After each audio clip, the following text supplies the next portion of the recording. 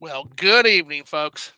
Hope everybody in the chat's doing good. Hope everybody was at OJ's stream. That was a good time. But I guess we can skip the introductions since this is round two. I mean, you know him, you love him. This is OJ from PlayerEssence.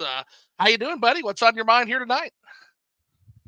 I don't know about the love part. Know me, yes. Love, not so sure. But Well, I'm it's here. Well, it's thanks for well. having me on once again. Oh, anytime, man. But it's all relative. I mean, compared to some YouTubers, I think you're getting plenty of love, right? Oh yeah, especially lately with this. Oh goodness. Yeah, So I guess yeah. I guess that'd be a a decent place to start. Not that I want to waste too much time on this shit. Um, but oh my god, what an absolute train wreck from beginning to end this has been. It's one of those things to where like I've made zero videos on it. I think you just made your first and only one so far today. Yeah, my first video. We talked about it on live streams, Uh but yeah, my first actual video. Yeah. huh. And yeah, I mean it's absolutely incredible what's going on there. But to me, the real conversation to be had is like this isn't the first time this has happened. Hell, this isn't even the 100th time this has happened. It just seems like, and that's one of the things I've been talking about behind the scenes as well, is when it comes to YouTube, and because of what that entails, you're talking about different forms of clout, whether it's fame, whether it's money, whether it's renowned sponsorships. It just seems to me like, in general, there's two problems at play here, right? So the first problem at play is the fact that YouTube utilizes an algorithm that yields a specific result and draws a certain type of people. You have to be a certain kind of person to literally get on YouTube and throw your fucking shit out there. I'm one of those as well. So it attracts a certain person. It rewards a certain, it incentivizes a certain behavior or a set of behaviors. And then the second thing that I think is worth mentioning is just the fact that you combine that with the vulnerabilities in our consciousness. I guess I don't want to get too far ahead of this real quick. OJ, are you familiar with Robert Cialdini or the weapons of influence? No, I'm not. So there's six weapons of influence, and that cognitive scientists or persuaders, typically talk about. And I actually have a background as a trained hypnotist as well, so this comes into play with that as well. And so the six weapons are reciprocity. So it's if you do things for others, other folks will want to do things for you. That's a principle of persuasion, right? Then you've got Mm-hmm. consistency. We have an internal desire to be consistent with our past actions. If we've said one thing or we've done one thing in the past, we have a tendency and an unconscious desire to repeat and continue that in forms of consistency. It's psychologically satisfying. You've got scarcity. Mm-hmm. So if there's less of something, we want that thing, right? You've got authority, which is, if somebody is seen to be as an authority on something, we're going to tend to listen to more of what they say. Person in a lab coat or a doctor, probably going to listen to them more than some fucking drunk schlub on YouTube like me, right? Then you've got Yeah. liking. If you like somebody, and this is where you get the nice guys like fucking Gerard. If you like somebody, you're more apt to also take into account what they say and be persuaded by what they say. And last but not least, there's the most powerful force in the universe, the propagandist Robert Bernays says, and that is the principle of social proof. If there's lots and lots of people saying something or agreeing with something, a lot of times people are going to get swept into that crowd. So basically, it's a long-winded drunk way of getting to the fact that I think it's a combination of our own cognitive vulnerabilities that most people aren't taught and most people aren't really cognizant of, combined with the fact that there is this incentive structure built into this machine that skyrockets people to attention and fame. And I just think, is I'm not necessarily sure YouTube, as fun as it is really the best for us, OJ. But I don't know. I've drunkenly rambled long enough. What do you think, man? I guess that's a pretty heady place to start, but there it is. Can you repeat that last part? You said YouTube is not necessarily the best for us. Is that what you said? Yeah, psychologically, not necessarily the best thing for us, even though it's Psychologically. fun. Yeah, absolutely. I mean, I can definitely see, especially the ways that you broke it down there. That definitely seems, and yeah, that kind of falls in line with like my communication principles as well, right? There's all of those are little things in terms of communication that can invoke some type of emotion across people, right? And 100%. them to believe one thing or to think one thing. And then you also have to factor in the fact that not everybody, there's people on the spectrum and there's stuff like that even makes them more impressionable. And there's other things Oh that people yeah. just maybe just aren't quite as smart, So those are all variables that can greatly enhance anything that you said, right? So yeah, for some people, YouTube can be very dangerous. It can be very dangerous. It can be very manipulative. It can be very difficult for people, when it comes down to it. Usually people like us and a lot of my audience, we can see the BS right away, right? Because we're used to being down to earth. You know what I'm saying? Oh Like yeah. if you're down to earth, the BS usually won't catch you. However, a lot of people aren't that way. So yeah, it can be very dangerous. I mean, but me, I have like a BS meter. I can watch somebody and Me I too. can see like, yeah, and if I feel like no, this dude's cap, you know what I'm saying? Like this guy's cap, I'm out. I'm good. That's why when people bring up certain names in my show, I'm like, don't bring up that person. This person's cap all day. I ain't trying to hear what she gotta say. I ain't trying to hear what he gotta say. Don't tell me nothing they gotta say. I already know they're cap. They're full of cap, So I see what you're saying though, but absolutely, there's a lot of manipulative people out there that are willing to pray and take advantage of that stuff, bro. But it's one of those things like it's kind of like a Wild West, right? You gotta fight for yourself when it comes down to it, right? Absolutely. And I tell you, it helps having a communicator like you that's actually, doing a good job at breaking this stuff down. So, and keep in mind, like I don't say that lightly, guys. Fucking OJ can tell you I am an untrustworthy motherfucker, man. It takes a lot. Go see. No, and that's good. I'm just No, saying that that's good because yeah, I shit talk some of the I shit talk a lot of people, man. But you just seem to me to be consistently one of the realest people in terms of this space, and I appreciate it. You got the Gerard thing right. That was awesome. You got the Pokimane thing right. I still think you got the fucking Dragon Quest thing right. I still think you got that right. And you know I'm glad you didn't backpedal I on don't all think that either. I did. I know. So tell me a little bit about it. So I get it. Like I get some of it, but I appreciate the Yeah, honesty in terms of I get what you're saying. Like some of the stuff just wasn't right, yeah, but I appreciate the honesty of being able to get there, like because that's one of the things. Like it's a common thing. Like you get that review code, everyone's like, "Oh, he's got the review code," but you told it yeah, like it was. You said, "Hey, I got it," but let me tell you, there were some technical issues, at least that haven't been patched out yet. And somebody like me yeah, appreciates that more than because I don't play fucking patch games, so I yeah. play it as it is on the disc. So hearing that, like you did me a hell of a solid as far as that. I just want to say that's the kind of thing I appreciate, man.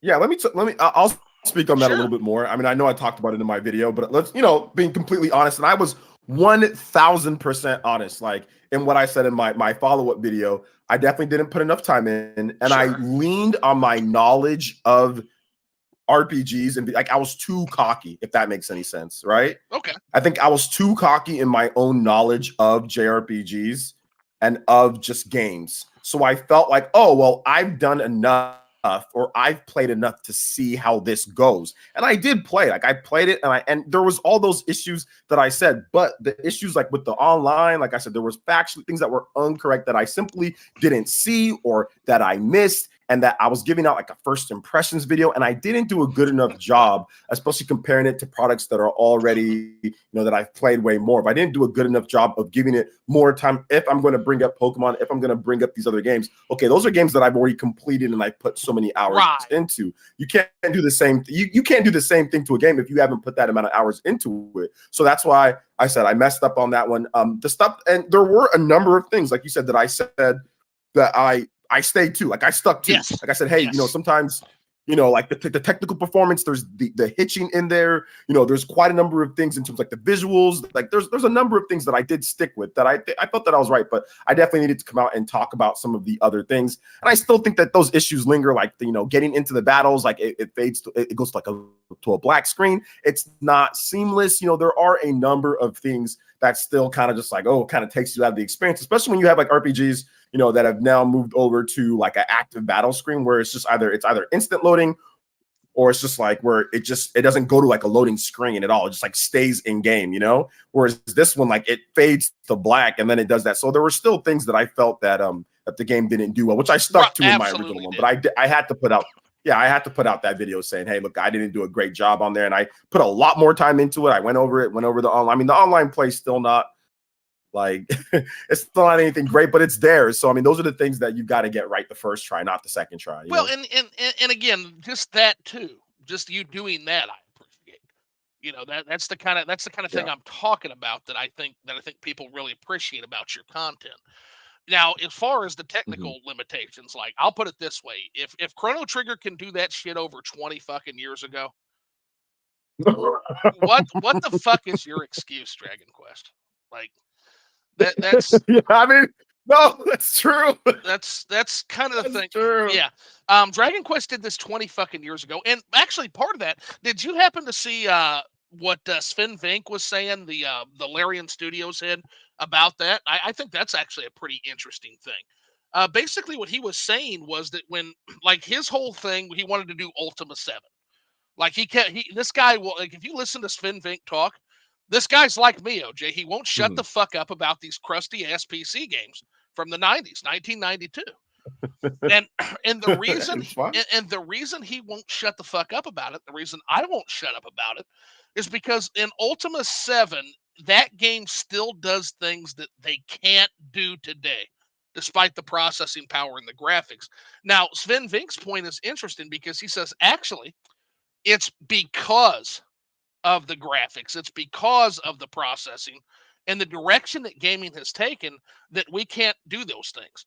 I can't make Ultima 7 today. I can't do the things that Ultima 7 did back then, because in order to render everything in HD and in 4K, and in order to give people the graphical and processing expectations that they take nowadays, we can't possibly do it because it would be too expensive. We would hit a budget wall before we could do that. I keep in mind, Ultima 7, guys, and if you've never actually gone and seen somebody play Ultima 7, you should. Like, well, I think I was talking to you a little bit about this on Twitter, wasn't I? With the house, right? The house example. Like, there's one house, and like there's a locked door. So how do you get in the house, guys? Well, you can knock on the door, and if the NPC likes you, he'll let you in. You can pick the lock.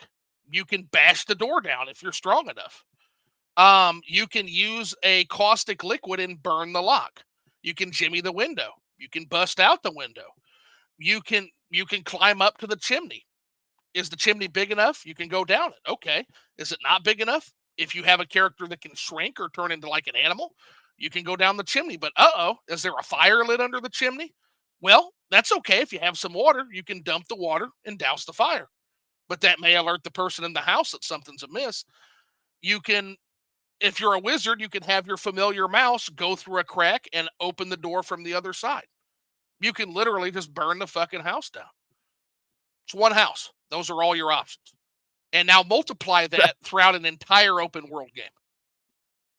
That's crazy. And I'm looking at some Ultima gameplay right now. Yeah, this is definitely something you've already presented more options to me in my life that I've ever had, like at any point. So it's definitely like too much for me. There is a reason why Ultima was the standard. And it was so ahead of, like, OJ, you're talking about a game series that was so ahead of its curve, you had to rebuild your fucking PC every time a new one came out. You're talking about a game so advanced that literally impacted Ultima itself, impacted the way Windows designed their sound, sorry, Intel designed their sound chips. Just a crazy influential game. There is a reason, guys, that Final Fantasy's most powerful spell is called Ultima. Shigeru Miyamoto played Ultimate 3 in the lead up to creating The Legend of Zelda. It is a monumentally influential game series. And if there's a reason why I won't shut the hell up about this game, it's because I would love to see, and I actually think that's the future of open world games. Sven Vink and even Eiji Aonuma talk about it, where essentially what you're going to have is you're not going to have bigger worlds anymore. What you're going to have is you're going to have either a similar size or maybe even a smaller open world with more emergent gameplay because there's going to be more plethora of options. You see this with Breath of the Wild too, with like the cooking system and the wind system and the lightning and the weather. Everybody's chasing Ultima in their own way, man. Yeah, absolutely, man. Yeah, that game, it's crazy. Crazy stuff.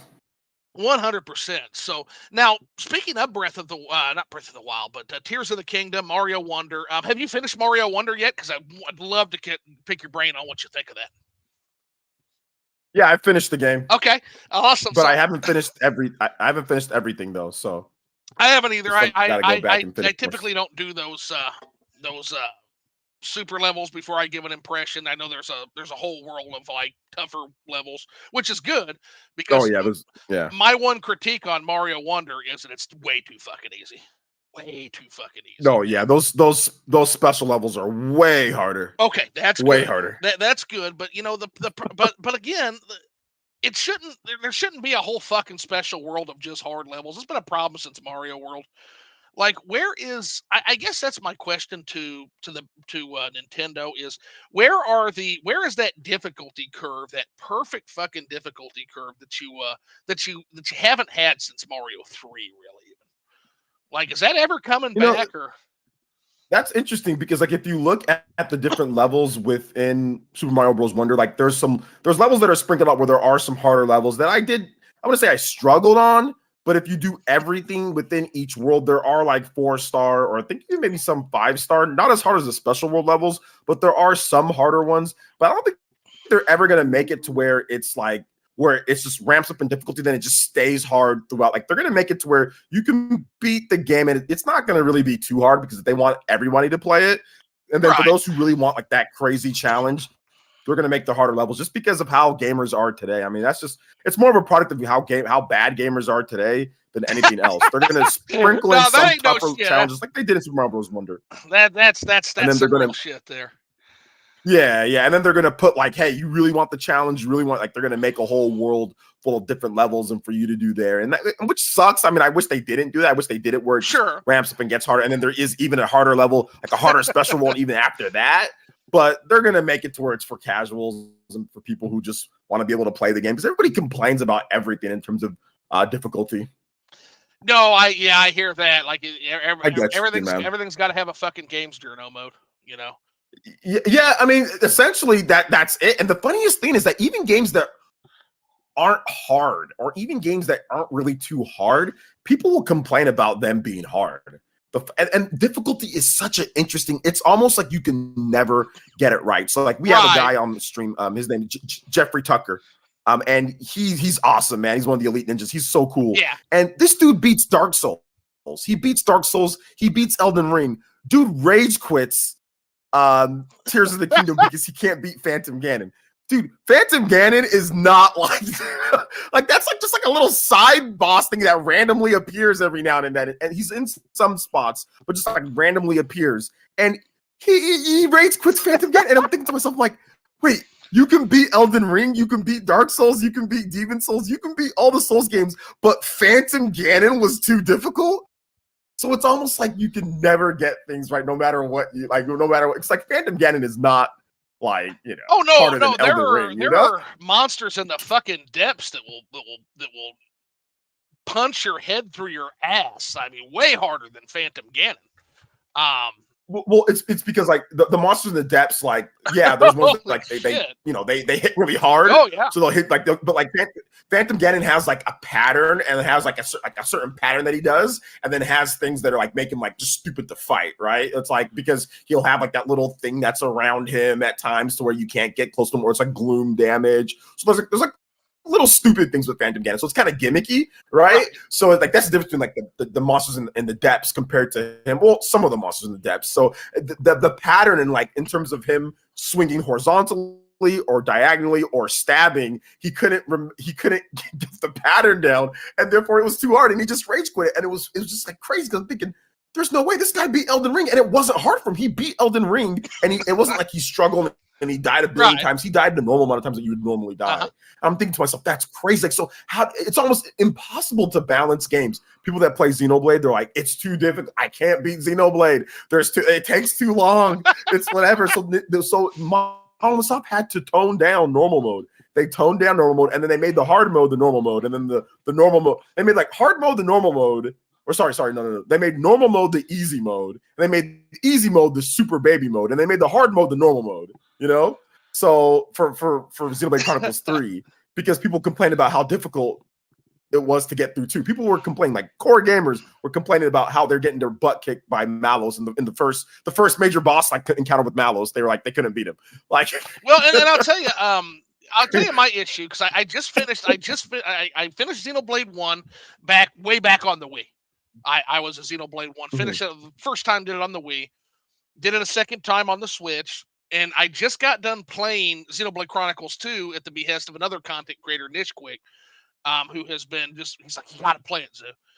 And so I finally got done with Xenoblade 2, and I didn't find it to be difficult. The problem I find with the Xenoblade games, and this may just be a me thing, but because like you just talked about, difficulty is very relative to people. But with me, my problem with Xenoblade is that if you go a few levels up or a few levels down, the battles are literally unwinnable. And to me, that's 2 levels like up or down. Yeah, let's say the enemy I'm fighting is level 80. Okay, if I'm level 76, I can't beat him. If I'm level 81, he can't beat me. So now Xenoblade 1 fixed this because they gave us the option to basically level up and down at will. And that was a great fix for that, because I consistently had a fun, challenging time throughout that game. But I would love to see that. Is that fixed in Xenoblade 3? Can you control your level up or down, or did they fix that a different way?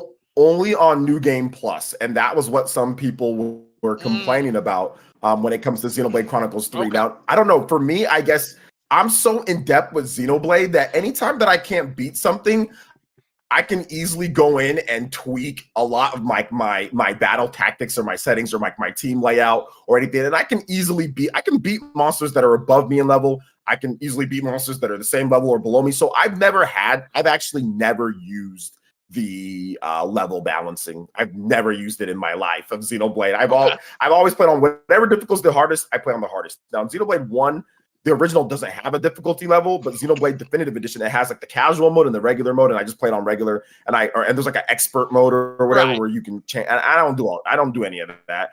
Same thing with Xenoblade Chronicles 2 didn't launch with anything. They might have had some tweaks though. I think that the version that you play, I don't know if you updated it, but that might have been an updated version. It was a little bit different when it launched. And there's also sliders in that game. I don't know if there's any difficulty levels, but there's sliders in that game to where you can adjust anything that you want. Xenoblade 3 just has easy, normal, hard.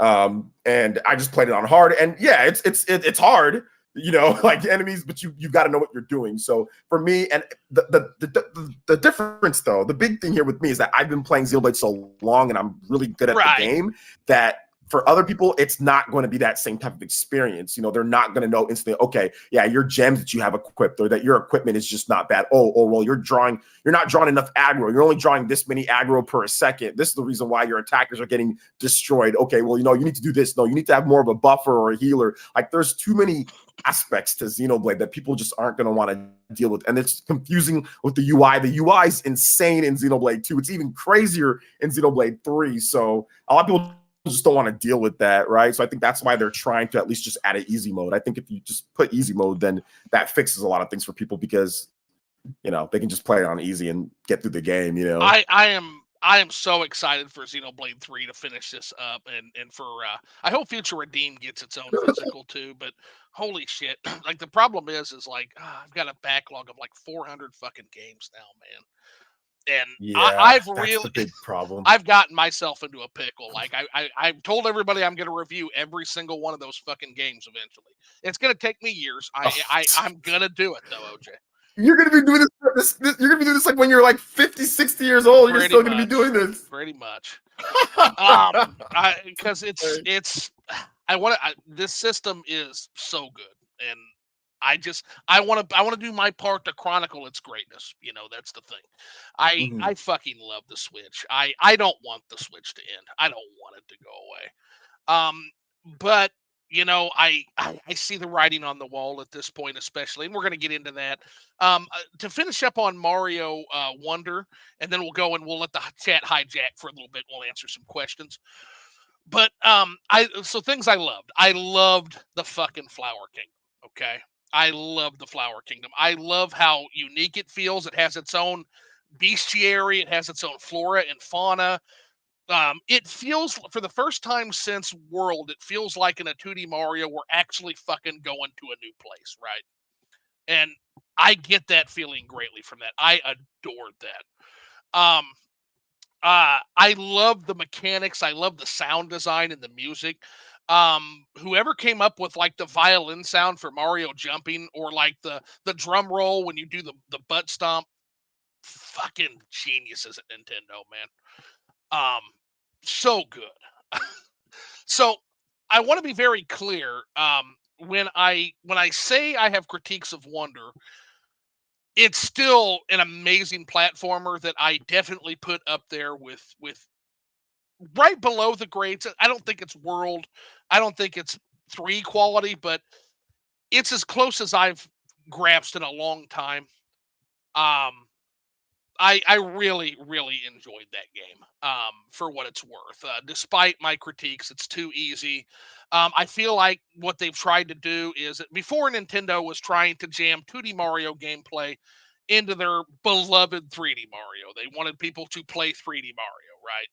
And so they were like, how can we get 3D Mario to sell like 2D Mario? Well, mission fucking accomplished with Odyssey. They did it. So now it seems like they're now trying to jam 3D Mario mechanics into 2D Mario. And as cool as those Wonder effects were, guys, as cool as they were, there are some stages like the Piranha Plant stage where you can't fucking die if you activate a Wonder Flower. It's literally like just a walk while they sing to you and shit.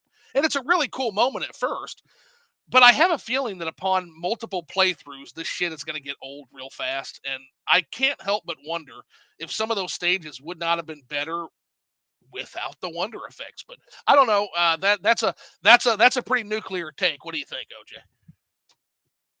Yeah, I mean, all Wonder effects are most Wonder effects are skippable, especially like that one. You don't have to activate it, so it's one of those things like if you just want to get through the level, you can just get through Okay. the level and just not activate it. If you just want to just go through it, like if you're speed running or whatever the case is. Right. So I guess in that, like if it's a speed run, you don't have to activate it. Which that's the interesting thing. Okay. Some Wonder effects, it's like you kind of have to, but that one in particular, you don't. And even a lot of them are, some of them are missable or skippable, where you can just go through the level and not worry about the Wonder effect at all, which I think is part of the design. Okay. But I definitely see what you're saying in terms of some of the Wonder effects, kind of like slowing things down, or it's not, it's whatever. The interesting thing about that is I had no idea what that level was at first. But did you know that there was actually like a Japanese commercial where they were parroting that level? That level was a commercial where there was a bunch of Japanese. I don't know what Mario game it was. I saw it on Twitter, but there was a Japanese commercial for a Mario game where there was a bunch of, that was a Mario game, where there was a bunch of singing piranha plants coming out of tunnels. So it looks like it was a parody Nice. of that old Nice. Japanese commercial. Yeah, which is pretty funny. Old school Japanese Nintendo commercials are the best commercials. If you've never seen the Mother commercial or the Zelda A Link to the Past commercial that's Japanese, it's got like everybody doing like a dance party in Zelda, and then Oh, fucking that one's incredible. That's my favorite one. Oh, that's an incredible The Yes, yes. I can. yes, that Oh, one's that incredible. is an incredible ad. So, on that note, we'll go ahead and we're gonna do a chat hijack. We're gonna read some super chats. They're called super chats because I will read them just like you. And that's another thing I love about your streams, OJ, is you will read people's shit. You will interact with people, pay or not, and I love that. So these are super chats. We're gonna let them hijack, and we're gonna take a look. So Zbat is hand pink waving, hand pink waving, hand pink waving. I'm old. I don't know what that means, but what's up, Zubat or Zbat? What's going on, man?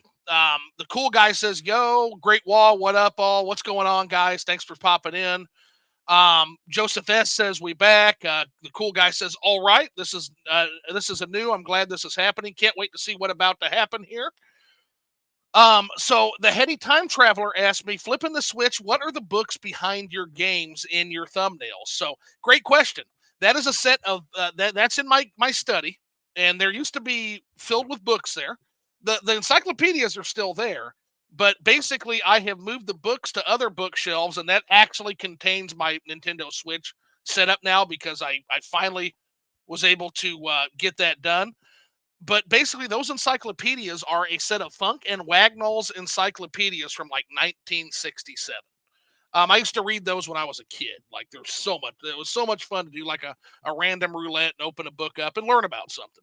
And so that's a piece of my childhood, just like Nintendo is. So it's a good nice looking backdrop that means a lot to me for those Switch thumbnails. And so basically anytime you see a zoo review, you're going to see those encyclopedias will be the backdrop. Then I'll have the physical game sitting there. So yeah, it's a good question. Thank you for that. Hey, Crimson's in the house. What's going on, Crimson? Dank Meme Center also here. Zbat here. Let's see. Sound is good right now, but it's dropping out. Okay, if it continues, please let me know when that's happening, just so I know it. I don't know how much I can do about that because I am technically fucking shit, but it's good to know. Mad Kaiser, hey, what's going on, buddy? He says, I come in and already Chrono Trigger got brought up. Nice. And hey, OJ, if you haven't had an opportunity, you would love to see this. A Mad Kaiser just put together, he just did his first time through Chrono Trigger, and I'm actually in that video. I add some thoughts on the pacing. Check that video out if you get a chance. It's always super cool. I don't know if you're into this, but one of the things I love to do is watch like first timers go through Final Fantasy 3 or Chrono Trigger in particular. I always love seeing that, man.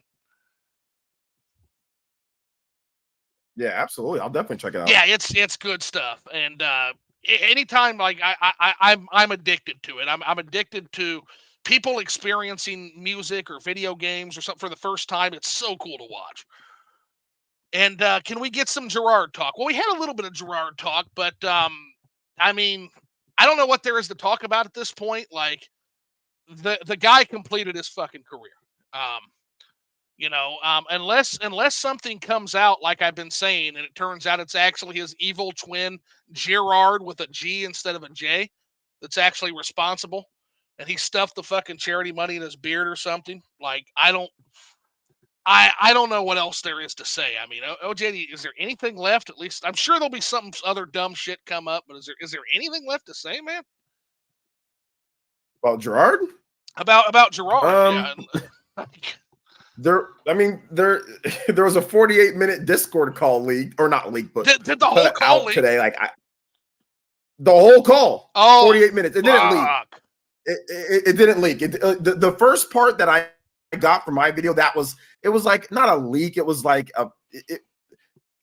it was who was it? Carl Jobs clipped it and then put it on his Discord, and then it leaked out from his Discord. It leaked out from his Discord. No, that's him. Yeah, so it's not like a leak. Like, well, that's just him kind of putting it out there. Well, and I'll tell you what that was. That's a Chad move, is what that is. Basically, what happened is Gerard put on his fucking angry eyes and made a legal threat, and so that was Carl Jobs saying, "Oh yeah, okay, well we'll feed this." That was actually like rubbing. That was like rubbing salt in the wound, because he already kind of hit him with that video, because he made a video after Gerard put out the legal threat. He made a video that completely destroyed him. And then he did that again. And then Muda put up a video that said, hey, for full transparency, let's just get the full Discord call out.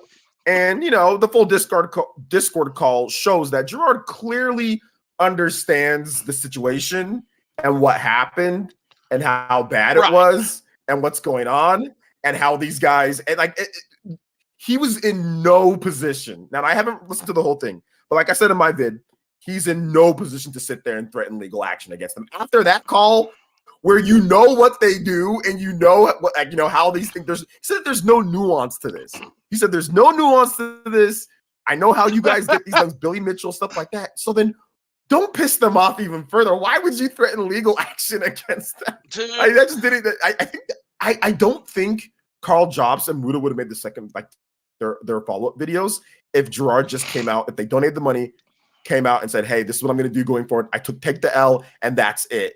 But since he came out defiant, I think that pissed Muda off, and that pissed Carl Jobs off. Dude. And I think they actually did more because of that. Those are not the ones to have pissed at you, man. Those are not the ones. No, they're not. But then, like, also, his fan, because Completionist has like a lot of fans that are a lot trust of me, I know. Trust me, I know. Well, yeah, I've been dealing with these dumb fucking cunts for I don't know how fucking long, ever since I posted my thoughts. So then now they're calling Muda and they're calling Carl drama YouTubers and criticizing them, and then now they're getting hate for simply researching and bringing to light a topic that is public, that should have been public and people should be known. So now they're getting flack for that. They're getting hate for that. They're getting, all this. So like that pissed them off. So, I mean, I've known Carl and Muda for a long time in terms of their content. And I know, those are guys that you probably don't want to mess with, especially if you're clean, mess with them. Say something back. I've said some things back to Muda, just nothing that's going to get his attention or make him mad at me. But if you're someone that doesn't have a track record, then okay, yeah, go ahead. But if you're someone that has something to hide, 48-minute Discord call. That's like a goddamn Eye of Sauron on the YouTube community. Like, why would you react that way when you know that you did it? No, it's you did that Discord call. No, why would you react that way? Right, it's like that fucking eldritch monster, like in Lovecraft's mythology. There's that monster at the center of the universe, and if his eye fucking focuses on you, it's over. Your world ends. Like just looking in the direction of your world, it ends your world. That's Muda. That's Carl Jobs. You don't want their fucking attention on your channel, dude. Like, yeah, exactly. So it made no sense to me. But whatever. I mean, I guess that's all there is to say about it. Unless something else comes out. That's all there is to say about it. Hey, the Simpsons meme. He's fucking dead already. Bury the motherfucker. Bury him and bury his emotionally manipulative YouTube friends. Bury him. Yeah. YouTube's better off without him. And I mean that. I mean that 100%. But yeah, I've been dealing with this dumb fuck fans for like the last few days. I've had a couple of things go. I wouldn't say I had things go viral, but I had a couple of things go. A couple meme posts that people were hitting the like button. I saw that. Yeah, it was kind of funny. And it's just like, and oh my God, the amount of dumb fuckery. I'm not OJ. I'm not a big creator. I'm not used to this. And so I get and me, at the best of times, I can get really fucking waspish on there. And that brought it out in me, because it's just, you're dealing with people, and I try to have compassion, because again, as a trained hypnotist and as somebody who studies cognitive science and psychology, I fucking know that these people, I know that human beings are not built for discerning reality properly. We're not.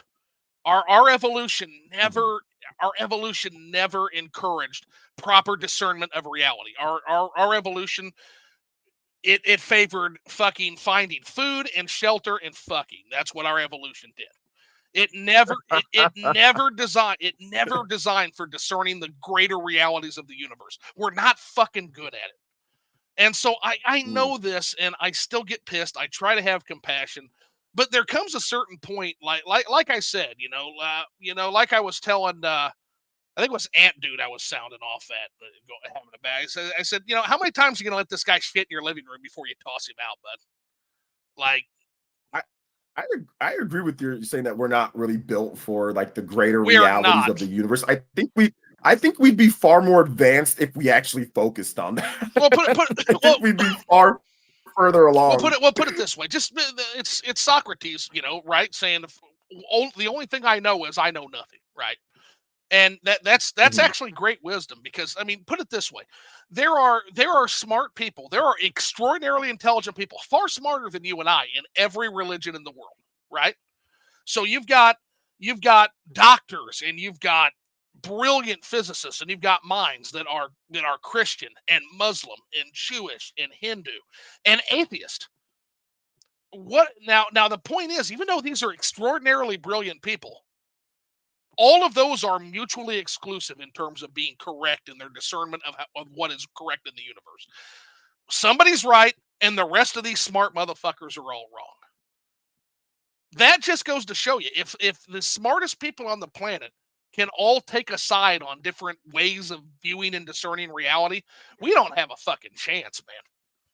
Like it's our brains aren't built for that. We're not good at it. We're really not. And this is something. And that's one of the things that like people with a hypnotism background can understand, is the fact like I'll never forget like when I found my house. Like I was sitting with my girlfriend at the time, and we drove up and we sat in the driveway and we were at the house that I ended up buying, and we just looked at each other and we laughed because I knew that was my house. Hadn't been in the house, hadn't stepped in the house, just knew that was my fucking house. Now there was no logic to that at that point. That was just that gut feeling, and it ended up being my house. But the point being is that the average person thinks that they logic their way to conclusions. You don't. You make up what you want in your head. You make your own reality, and then you build your facts around the reality that you just constructed. That's what you do as a human. And the hypnotist knows this. So that's all of us. That there's nobody, and if you think you're immune from that, you're not. That's all of us. So, I promise. And as a communications major, I'm sure you can confirm some of that, right? Absolutely, man. Absolutely. So yeah, I avoided Gerard content up to this point. Zilla says, yeah, Munganzu has been on a tirade on Gerard. Yeah.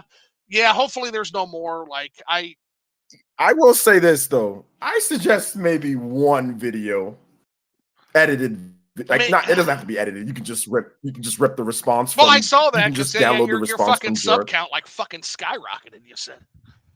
I suggest one. If only I gave and your thoughts, not anybody else's thoughts. Okay, just your pure thoughts on what you just said. I suggest one. I might do that. Yeah, not even about sub count and stuff. I just suggest one. Well, and I'm going to be bringing one of my good friends on in real life. We'll just call her V, and she's got a good background on this. She's a cyberneticist thinker, just like I am. Far smarter than me. And she's going to come on and she's going to help me put it together, because I think the larger conversation on YouTube and its impact on our consciousness, that's a conversation I think we need to have. And so maybe, you know what, maybe I do need to make, the Gerard video, just kind of going over my thoughts, just in terms of that background, that cognitive science background, and just kind of go over that, because it is interesting. It sure is interesting for sure. At least I find it interesting. I don't know if y'all fucking find it interesting. You might find me boring as shit, but I don't know. You seem to find it interesting, OJ. So, yeah, absolutely. I'll definitely watch. So, dim game journalists, Mad Kaiser says, yeah, those goddamn game journalists, like fucking, what's the guy, Dean Takahashi, can't even play fucking, can't even get over the fucking barrier in Cuphead. Hey Zilla, did you ever see that video with Dean Takahashi, and then somebody put their like 4-year-old playing the same game, and the 4-year-old got over the barrier before Dean Takahashi, the games journo, did? That was pretty funny. Let's see here. We've got Phantom Ganon in my Soldier Boy voice. There's a blast from the ass, fucking Soldier Boy in his game consoles. I wonder if we're ever going to get a sequel to that. Like, did you ever see that controversy, OJ, with the Soldier Boy consoles? Oh yeah, I made a video on that all the way back in the day. I reacted to it when it was on the Breakfast Club. It was pretty funny. Oh gosh, yeah, I can imagine Charlemagne like just tearing him a new asshole on that. What do you do? Oh, they were just making jokes about it. It was just funny to them. Like they were making little jokes about it though. Oh gosh, I need to watch the Breakfast Club again. It's a good show, but I like Charlemagne, although I have trolled him a little bit in the past. But I do like Charlemagne. He's good people. That's somebody I think who at least tells it how he sees it, at least, and that's all you can ask from somebody. But let's see here. Question for OJ from Zilla Times 2. Have you played the RPG Echo Generation? Echo Generation? I don't think so. Okay. So yeah, it looks like he hasn't played it, but I'm definitely going to look that up now, Zilla. Yeah. And then Swirl says, person turquoise waving. I'm going to turquoise wave back to you. What's going on? Thanks for coming in. Man Kaiser, yeah, man. Zilla Times 2. Have you played it? The cool guy says, oh, snap. Probably about my Mario Wonder take. That seems to be the timestamp. In the Echo generation, it seems the more rep you have, the more it does get boring. Let's see. I'm not familiar with the Ultima series, so I'll have to check it out. Yeah, the Great Wall, you have to check out the Ultima series. They're crusty. They're crusty by today's standards, but I would recommend Ultima 7 and Ultima 6. Um, they're going to be your best bet for the series. And play them on PC. Don't play the Super Nintendo ports. They're not good. Let's see. What do you think about the new Zelda formula compared to the old follow style gameplay from previous Zeldas? The cool guy asked. Well, I'll go first. I think the new formula is the old formula. The cool guy. I think that what we are seeing is a return to Zelda's roots after being lost in the woods for 20 fucking years on Anuba's fucking point and click PC adventure Zelda adventures. I think we've returned to where we are. I think that's why you see the sales where they're at. I think Zelda's sales have been depressed for 20 years because Anuma and company have not been giving the Zelda fan base what they want for the last 20 years. I think we've returned home. I love it. I hope we never go back because he almost fucking killed the Zelda franchise. He almost killed it. I'm glad he finally figured it out and corrected course. I personally feel like the Zelda franchise, in terms of like the new versus old, the people that say old, it's basically people that just grew up with Ocarina of Time as their favorite Zelda game. Because yeah, the original Zelda, like when people say old Zelda formula, old Zelda. It's like Zelda started the Zelda 1. It was not like Ocarina of Time. So there is a little bit of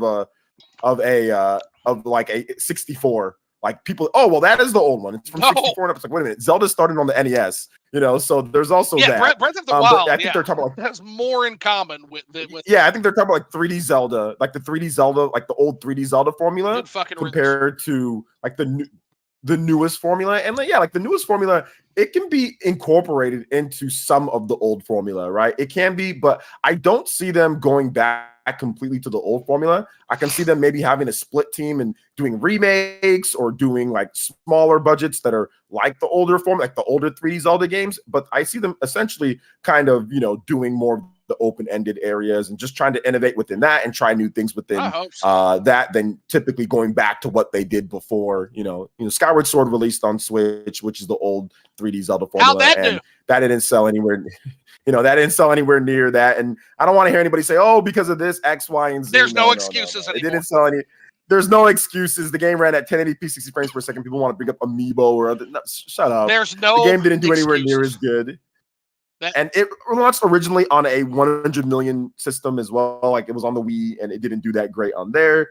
So if you're looking at it overall, they're not going to change that. I think they're just going to better incorporate some of the elements from old 3D Zelda into the newer one, and then of course add new elements as well. But they're not going to go completely back to like I know people want that, or people online want that. Yeah, I was going to say terminally online people who don't buy Zelda games want that. Yes.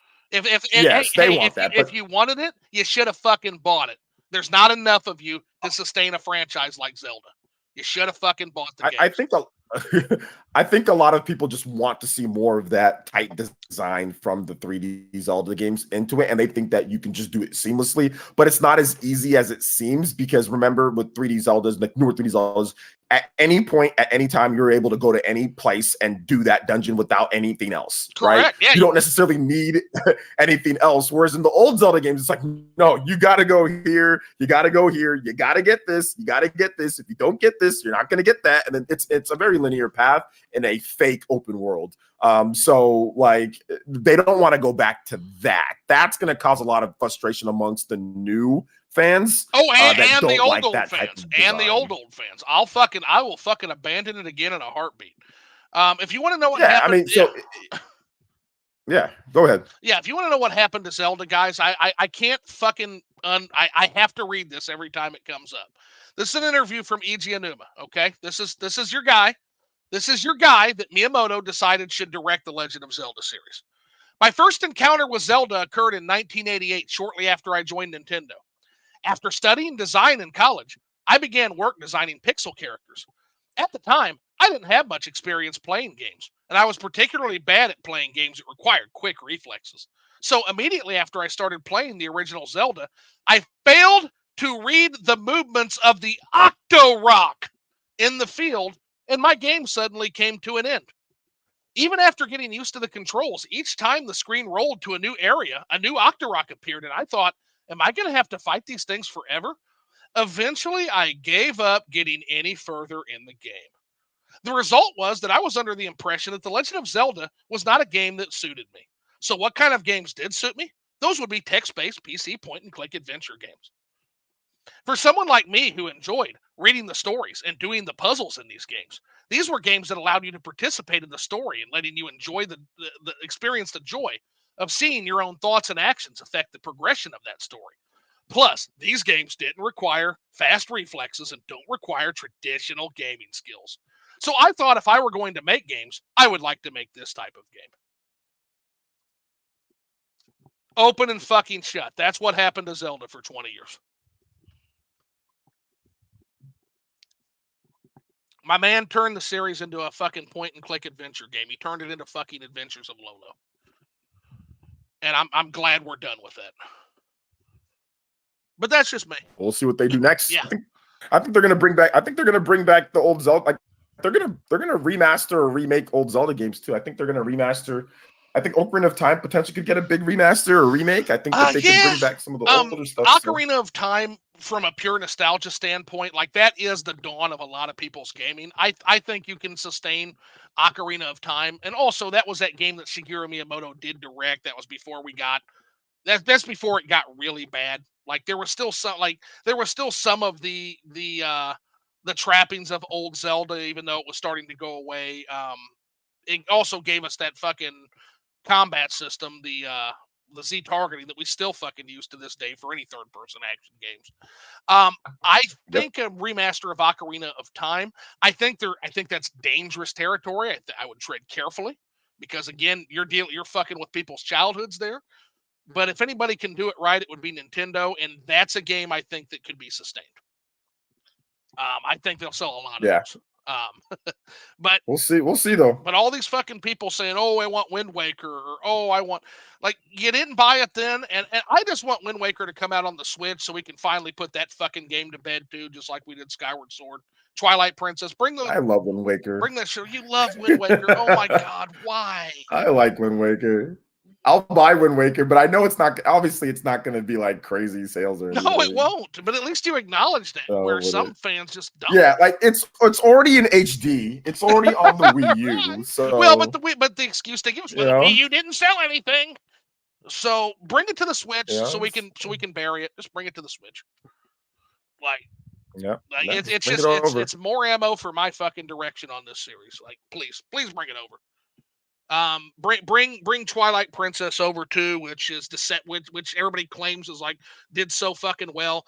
Yeah, it did well because it had the trappings of Ocarina of Time and it pulled on that nostalgia. Play the fucking tutorial in Twilight Princess. Just do it. Just play the opening of that game again, guys. That tutorial is something. Oh. Anyway, it's like pulling teeth. So let's see. It would be definitely something. It would be wild if Gerard had an evil twin. Yeah, that's my theory. Yeah, he should have just come out and said, "Yeah, it's Gerard with a G that did it all." Like, yeah, it was my evil twin, Gerard. I don't know who this Gerard piece of shit is. I'm Gerard. Like that at least would have been funny. So Zilla Times 2 asks, OJ, how long will your renovations take? We're looking probably by finishing. My wife went to go check on it today.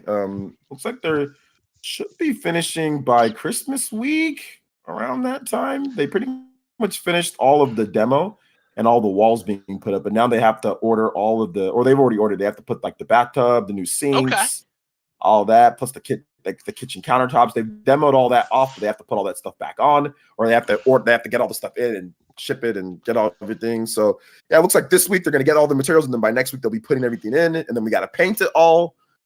So yeah, probably within the next maybe by end of next week. Fucking beautiful. I'm so excited to see your new setup. Now you said you built the whole fucking studio like in your house now, right?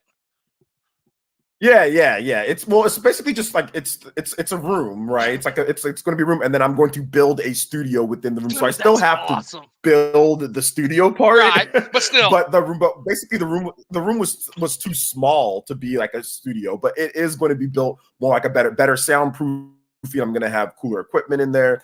So yeah, it's going to look different than what I've had before. dude, I'm so That's for excited for sure. that, man. I'm glad to see. I'm glad to Yeah, see that everything's taken off for you so well, man. Because it's good content. It's genuinely good content. There's that word again, content. But yeah, it is good content. It's content. good stuff.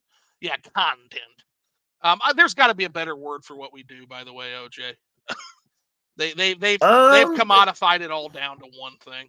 Um, Content, yeah, I don't know. Maybe one of these days it's something like more, I don't know about community you. work. I'm a fucking writer. I'm not a content creator. I'm a Oh writer. no, I'm a terrible writer. I'm gonna admit this right now, guys. I'm a terrible writer. You Just letting do you okay. guys know. Like You I'm do actually okay. terrible. You do okay. Your videos are great. I like it. I don't script all my videos. Like let's say like my compilation Okay. vids. I lightly script. I put bullet points. I don't script things because whenever I script things, I sound like an idiot. So I don't script things because I'm a terrible writer. So I don't write as well. I don't write as much as other people will write. Just because I'm not that great of a writer. I was never trained formally in writing. I Right. mean, I did good in English and all that, but nobody ever really sat me down. And I never really was part of like the storytelling. Another thing that I struggle with is that like I don't understand completely every like stories all in one go.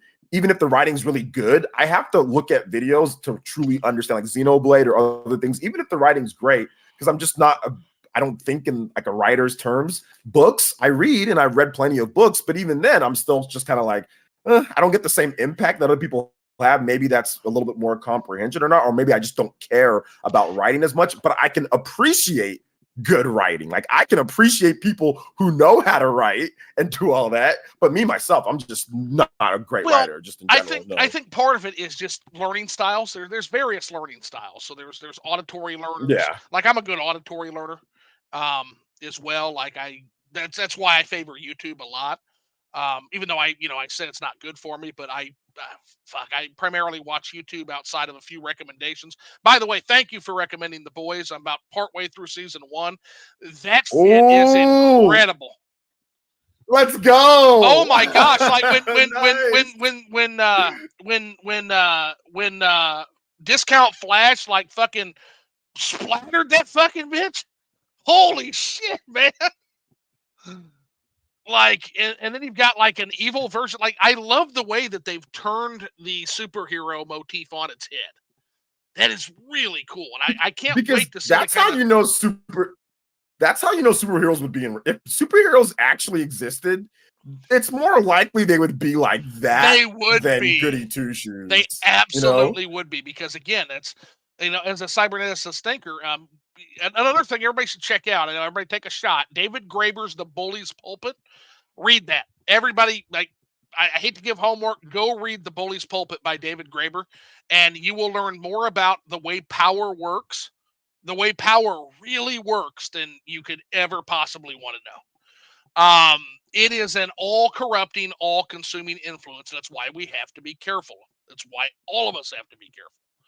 Um, whether it's social power, whether it's economic power, whether it's power of might, it is so easy to become a fucking maniac, as recent events have Yeah. shown us, even on YouTube. Yeah. I don't think Gerard started out being a bad guy. I don't. I think he got caught up in this fucking machine, and I think the machine basically possessed him, essentially. And I don't mean Mhm. like a demon. I mean, or anything supernatural. I mean that there is a thing called power. Um, it was Thomas Hobbes named it. He named it Leviathan. And there is a thing called power. It is a force that acts through us and that we utilize to our advantage, whether it's a person or whether it's nations, whether it's companies. And we have to be cognizant of what that does to other people, and we have to be cognizant of what it does to us. It is a true force Absolutely. in the world, guys, and I think Gerard It, got it, it yeah. if history showed us, man, it is. And imagine people that would have the power of nukes in their hands, right? Oh yeah, Not that you'd have to build it, no, but like Homelander is literally a walking nuke. yes, You know, yes.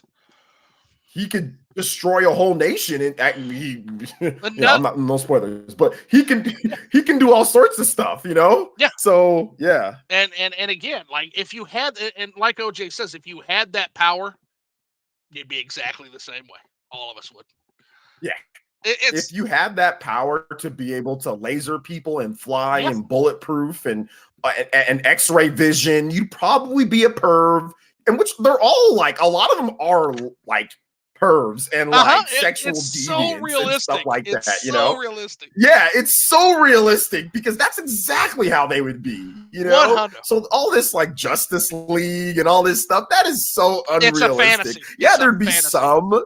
Yeah, there'd be a few that'd probably be that way, but the majority would be complete douchebags trying to make as much money and as much of what they can get out of it. They would want the praise. They'd be egotistical, Yeah. and you guys fear me, love me, praise me, cheer for me, Oh yeah. like that's what it'd all be about. It would be almost exactly like the Well, boys. yes. Just like look at Yoshikage Kira in JoJo. Like how to have a power where you can literally just silently explode and make your problems disintegrate and go away. How is that guy not going to become a fucking killer? How?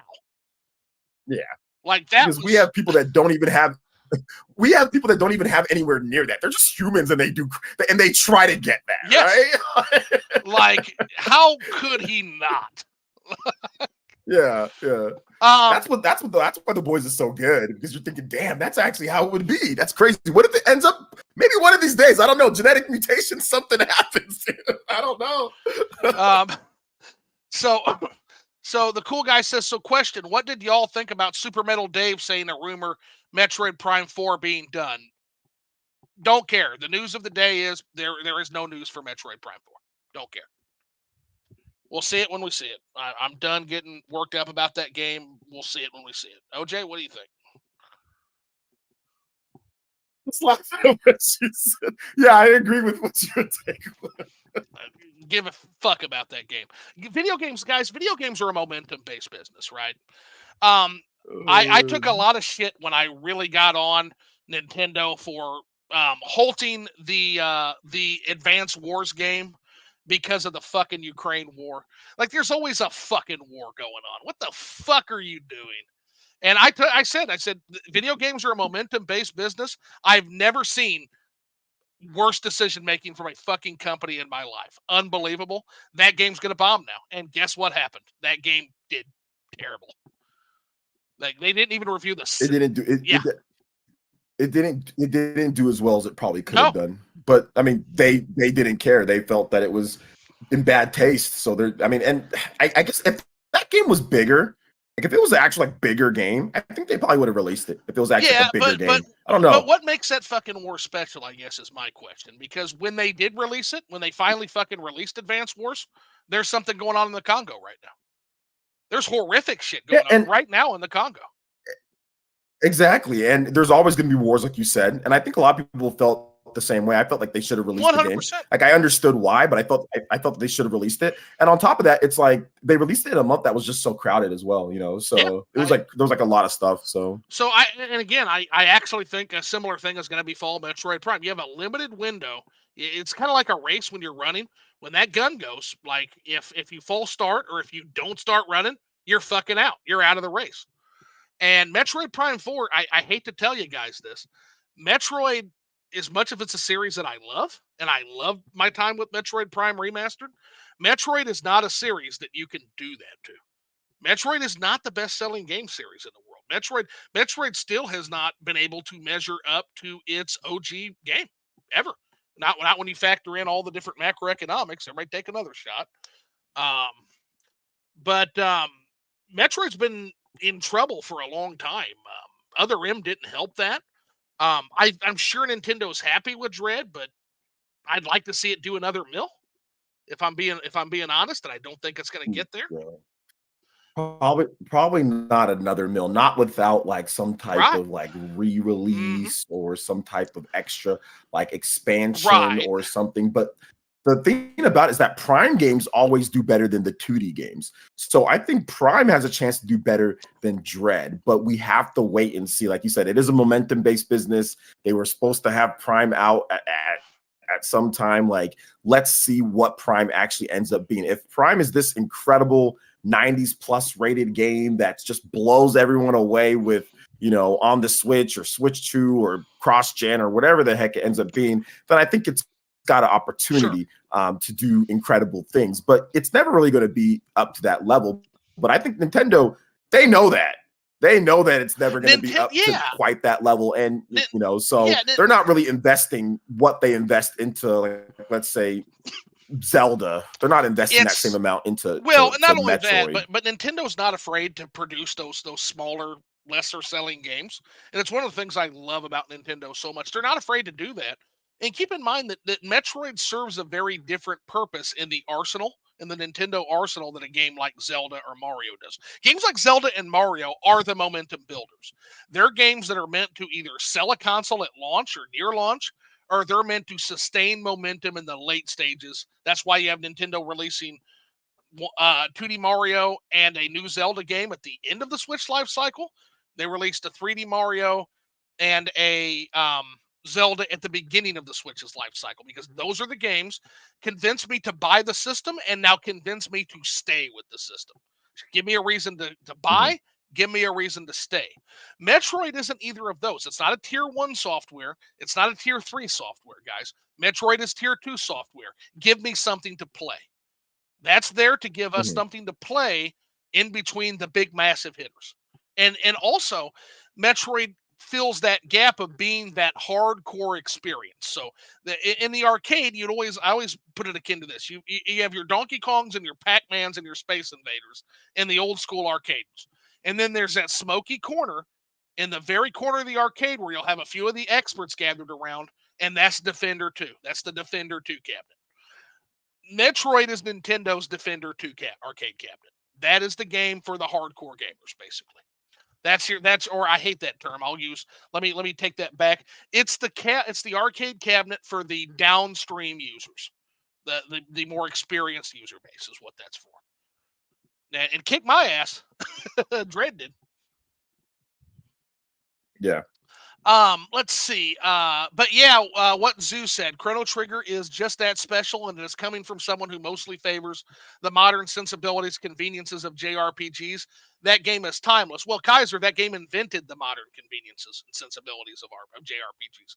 That, and believe it or not, Earthbound and Mario RPG.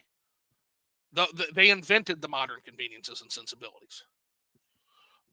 So yeah, if you like the modern conveniences and sensibilities of JRPGs, thank a Chrono Trigger.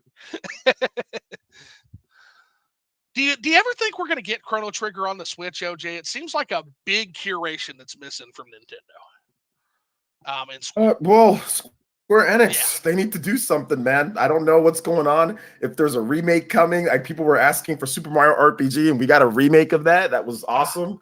So I don't know if they're saving it for a remake. I'm not sure what's going on because Chrono Trigger is not on anything modern but right. a PC. Like that's the Um, only thing you can play it on in terms of modern is what a PC. shame. What a fucking shame. Um, three games and I Yeah. can die happy.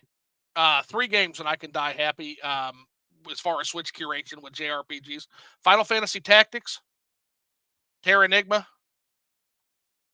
Chrono Trigger. Yeah. I can't Yeah. Morrowind, but Morrowind's a fucking stretch. We're not getting Morrowind on the Switch. Um, Yeah, probably not. and then I got Shin Megami Tensei 3. I didn't think I'd get Nocturne. That blew me the fuck away when we got Shin Megami Tensei announced. I was the only Yeah. one. Everybody thought those Nintendo Direct Minis in 2020 were dookie. I was doing fucking cartwheels and backflips when that game showed up.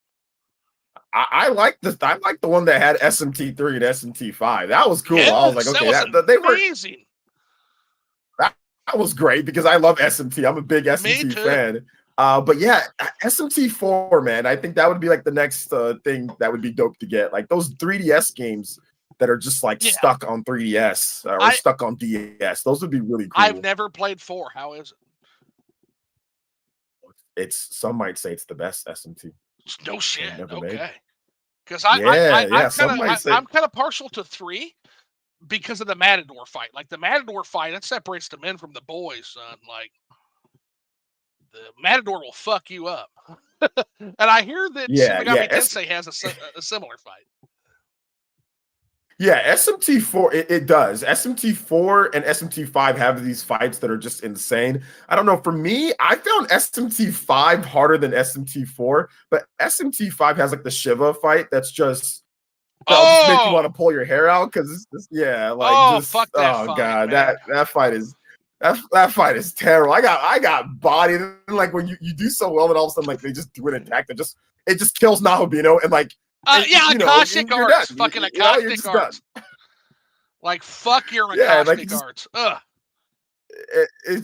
So SMT5, I don't know what SMT3 might still be the hardest out of all of them, but yeah, SMT4, it's still really hard and it's still a good game. Also, there's SMT4, and then there's SMT4 is so good they made a sequel to SMT4. It's called SMT4 Final or SMT4 Apocalypse, and that's also really good. They took the mechanics that worked and was good. It's almost like a Persona 5 Royal, but more. It's actually like a full sequel to the game instead of just like a part. Like we have to replay the main game, so it's just a straight up sequel, like a part 2 to SMT4. That's how good the game was. That's how awesome it was. It was like, oh snap! Like they actually made a sequel to the whole world of SMT4. Big fan of the SMT games. Yeah, I would love to see those too. A package together, SMT4 Final together. Yes. $100. I'll buy it. $100 remastered. 100%. And that's and OG. That's the other thing. Like all these fucking bullshit, half a games on cards. Like a physical game. So if you want to do a digital game, whatever price, those need to be priced competitively. A physical game should be as expensive as it has to be. I'm sorry, it should be. I agree. I 100% agree because we got that throughout the history of time. We've gotten that. Yeah, so the Super Nintendo era. I remember paying like $80 US dollars in the 90s for Chrono Trigger. 70 something with tax. Yeah, $80. And what Star? Oh, not Star Ocean. Sorry. Phantasy Star. Phantasy Star. Those games were like, I think Phantasy Star. I think still to this day, Phantasy Star 4 is the most expensive standard regular game. It was $100. It was $99 when it came out. Dude, in like 1990. People sleep. God, I'm so glad you mentioned Phantasy Star 4. People still bought it. People fucking sleep on Phantasy Star 4. That RPG. They do. Yeah, they do. I'm not saying it's Chrono Trigger good or Final Fantasy 3 good. It's not, but it's really fucking good for a Genesis RPG. Like, yeah, it's really good, and you can play them. I think there's the Sega Age. There's like the Sega whatever thing. You can play them. I think most of them. I have a cartridge on it with a Sega Genesis Classics collection's got all 4 of them. Yes. All 4. Yes. By the way, if you guys don't them on there. Have Sega Genesis Classics collection, go get Sega Genesis Classics. That is a steal. I need to get. Is it on Amazon? Can I pick that up? I think so. Let me search right now. Let me take a look. I'm gonna search right now. You said Sega Genesis. I've been wanting to get that. Sega Genesis Classics collection. And it's got basically between that and then the solo release of Zero Tolerance and the solo release of the Wonder Boy collection and the Sonic Origins collection, I basically have my entire Sega Genesis childhood on the Switch now. Like Sega got treated better on the Switch to me as a physical guy than the Super Nintendo fucking did. Mm-hmm. Like the whole thing, all on there. Yeah, and that's a great game. Does it have all Phantasy Star games? All 4. It's got all 3. Sorry, Phantasy Star 2, 3, and 4. Yeah, all the Genesis ones. It's worth it just for that. Yeah, and it's got fucking Comic Zone, and it's got not Story of Thor. What's it called? Beyond Oasis, which is another great action RPG. Mm-hmm. It's got some great stuff. Vector Man 1 and 2. It's got it's got Sonic the Hedgehog's 1 and 2, but there's better versions on the Origins collection. For sure. So I play the Sonic games on the Origins collection, but everything non-Sonic related on the Sega Genesis, I play on the Classics collection. And then it's got another Hmm. game on there that I never even played as a kid called Eliminate Down. That is like some of the most. That game is so fucking addictive. Let's see here. So let's see. Chat continues. The bigger players on YouTube end up being or doing terrible things. Shouldn't surprise me, but I wish it wasn't Gerard. So unfortunate. J2 Blue Wonder. I agree, man. I like Gerard's content. I like Gerard's content. I did. Like I probably still would if he put out videos, if I'm being honest with myself. But you can't be doing that shit. You just can't be doing that. Like, it's a shame. Yep. Favorite indie game this year? Sea of Stars. OJ, what do you got? Yeah, Sea of Stars. Sea of Stars. Yeah. I'm finally getting to crack open Sea of Stars. Finally got my physical copy. And that game's incredible. The game is legit incredible. Cocoon is surprisingly good. I want to play Cocoon. That's one I want to play. Wait, I thought you didn't like Tears of the Kingdom, Zoo. I don't like Tears of the Kingdom as well as Breath of the Wild, but that's a relative thing. So I can acknowledge Tears of the Kingdom is a great game and also acknowledge that I fall off it every time I try to play it. I find the lore inconsistencies to be strange. Um, I find I think Tears of the King. I think I would be better off looking at Tears of the Kingdom like a new game plus evolved, not new game plus, but a second quest evolved. I think it's weird that like some people recognize you and some people don't recognize you. It just there's a lot of inconsistencies that way. Um, the combat's great. I don't like how every time I try to use Ultra Hand, the game slows to a fucking crawl. I don't like that. Um, I get where they were going with trying to emulate Minecraft rather than Elden Ring because that was actually the bigger phenomenon to try to get to. But I don't know how building giant titty dildo robots. I think that infusing pieces of shit together to into weapons. I think that clashes with the idea of this is a dark fantasy night in Wonderland. Essentially, is what Hyrule's world is. I think it clashes with that. So I have a lot of critiques of Tears of the Kingdom. Doesn't mean it's not one of the best games that came out last year, and doesn't mean that most people won't love it. Those are my own hangups. OJ, what do you think? Yeah, I mean, I really like Tears of the Kingdom. I think that it's really creative. I've never thought that the Zelda story was anything worth anything. Sorry, Zelda fans. I know people kill me over that sometimes, but He's I right, never felt the Zelda stories were anything worth it. He's right, I've never cared. I've cared about the lore and some of the history stuff. So yeah, Right. some of the inconsistencies. But this is where I say, like, when writing and all that stuff, I ignore because I didn't even care or even notice. Right. No, I did not care, and I did not even notice about some of the story stuff when it comes to the things that Miss Click would always be going crazy about. I'm like, oh yeah, she's right about that, and you guys are right about it. But I did not even care. I just cared about the gameplay, and I've always cared about only the gameplay in Zelda games. With like the lore stuff, I leave to like Zeltic, and I'll watch their videos. I'm like, oh wow, that's interesting. You know, when it comes to the stories, like, but the first time that I played, like, let's say Ocarina of Time, I did not understand the story. I had no idea what the hell was going on. I just played through it and I was like, okay, I think there was a pretty great story there. And then I just watched people's videos later. I'm like, oh, well, that's what the story was, you know? So yeah, yeah. you're right on that 100%. But let me do a caveat on that, at least from my end of things, from my perspective. So you're right that the story and the lore doesn't matter as much as people like to think it did. But Nintendo chose to make that matter. That was a self-inflicted wound because they came out with their dumbass fucking Hyrule Historia stupid fucking book that tried to fucking cram all of these stories together and make them make sense. There's no making that make sense. There's too many inconsistencies throughout. The way I always took The Legend of Zelda, and I wish Nintendo would have gone in this direction, and I still kind of do. I have headcanon, and that's the great thing about these games, guys, is death of the author. Once you buy the game and once you're playing, once you consume a medium of entertainment, it becomes yours. It's not Nintendo's anymore. And so you can headcanon this. And what I always do is I consider each Zelda game to be a different oral retelling, a different legend of the same set of events. I wish they would have gone that direction because it solves all their problems. Literally.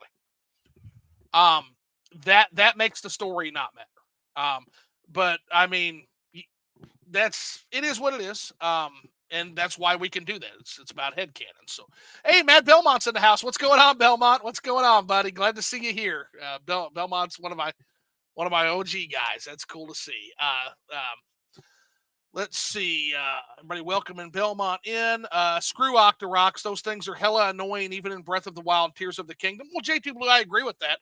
But I think that the person who's running the Zelda should be able to handle the fucking Octoroks in Legend of Zelda 1. I think that's a small ass. Like, I think he should be able to beat the Octoroks. Now, my understanding is he actually completed Tears of the Kingdom, Anuma did. So Anuma must have gotten a lot better at video games from when he did that interview. So kudos to him. Kudos to him for evolving. And I got to give the devil his due. E.G. Anuma gave us 2 fantastic classical Zelda games on the Switch. So I can't be too mad at the guy. Like, the anger is fading. It is definitely fading. Mad Kaiser says, just about to finish work for the day in this year, but aside from that, it's been going okay. Loved your story about getting into Castlevania, but that's talking to Belmont. Yep.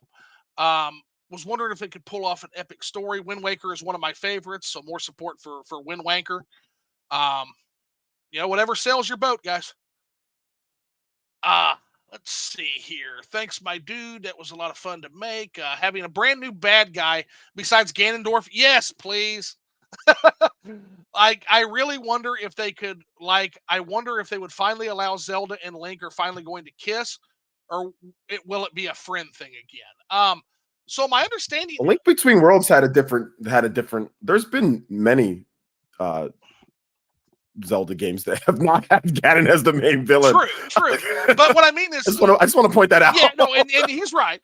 But I think where people get confused with it is, like, every fucking time you have Ganon, and he's so fucking smug. He's just such a smug prick. And it's just like, bro, this is like, what, the 9th time this little kid in a green tunic has shoved you in a fucking locker?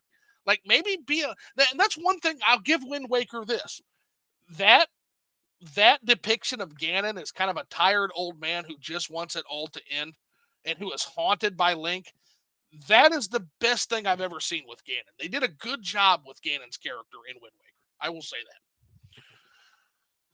You know what the funniest thing is? What's that? I did not even care, and I barely even remember. And Wind Waker was my favorite, and I beat that game 1,000,000 times, and that's my favorite Zelda game, with the exception of with the exception of the 2 newest ones, Breath of the Wild and Tears of the Kingdom. Oh, they're so good. And I literally forgot and don't care. That's the most hilarious thing about all that. So full disclosure. When OJ says he doesn't care, he does not fucking care. I legitimately forgot that was his depiction. Yeah, he is the anti-click. He is the anti-Celtic. And I literally I beat that game originally on the GameCube three times. I beat that game 3 times. I beat it I played it backwards compatible on my Wii and beat it. I played it again on the Wii U. I beat the game twice on the Wii U, and I legitimately forgot that depiction I totally forgot that depiction of Ganon. Oh. That's hilarious. Now, so Z-Bat says, get that bitch foamed up, talking about Zelda. so Z-Bat, if you played Skyward Sword, and I'm sorry, I apologize if you did. I'm so sorry. That is the implication I get, is that that Link and the principal's daughter, as I like to call that version of Zelda, the fucking brat. So the principal's daughter and Link basically go to the surface to, like, fucking have lots of little Hylian kids.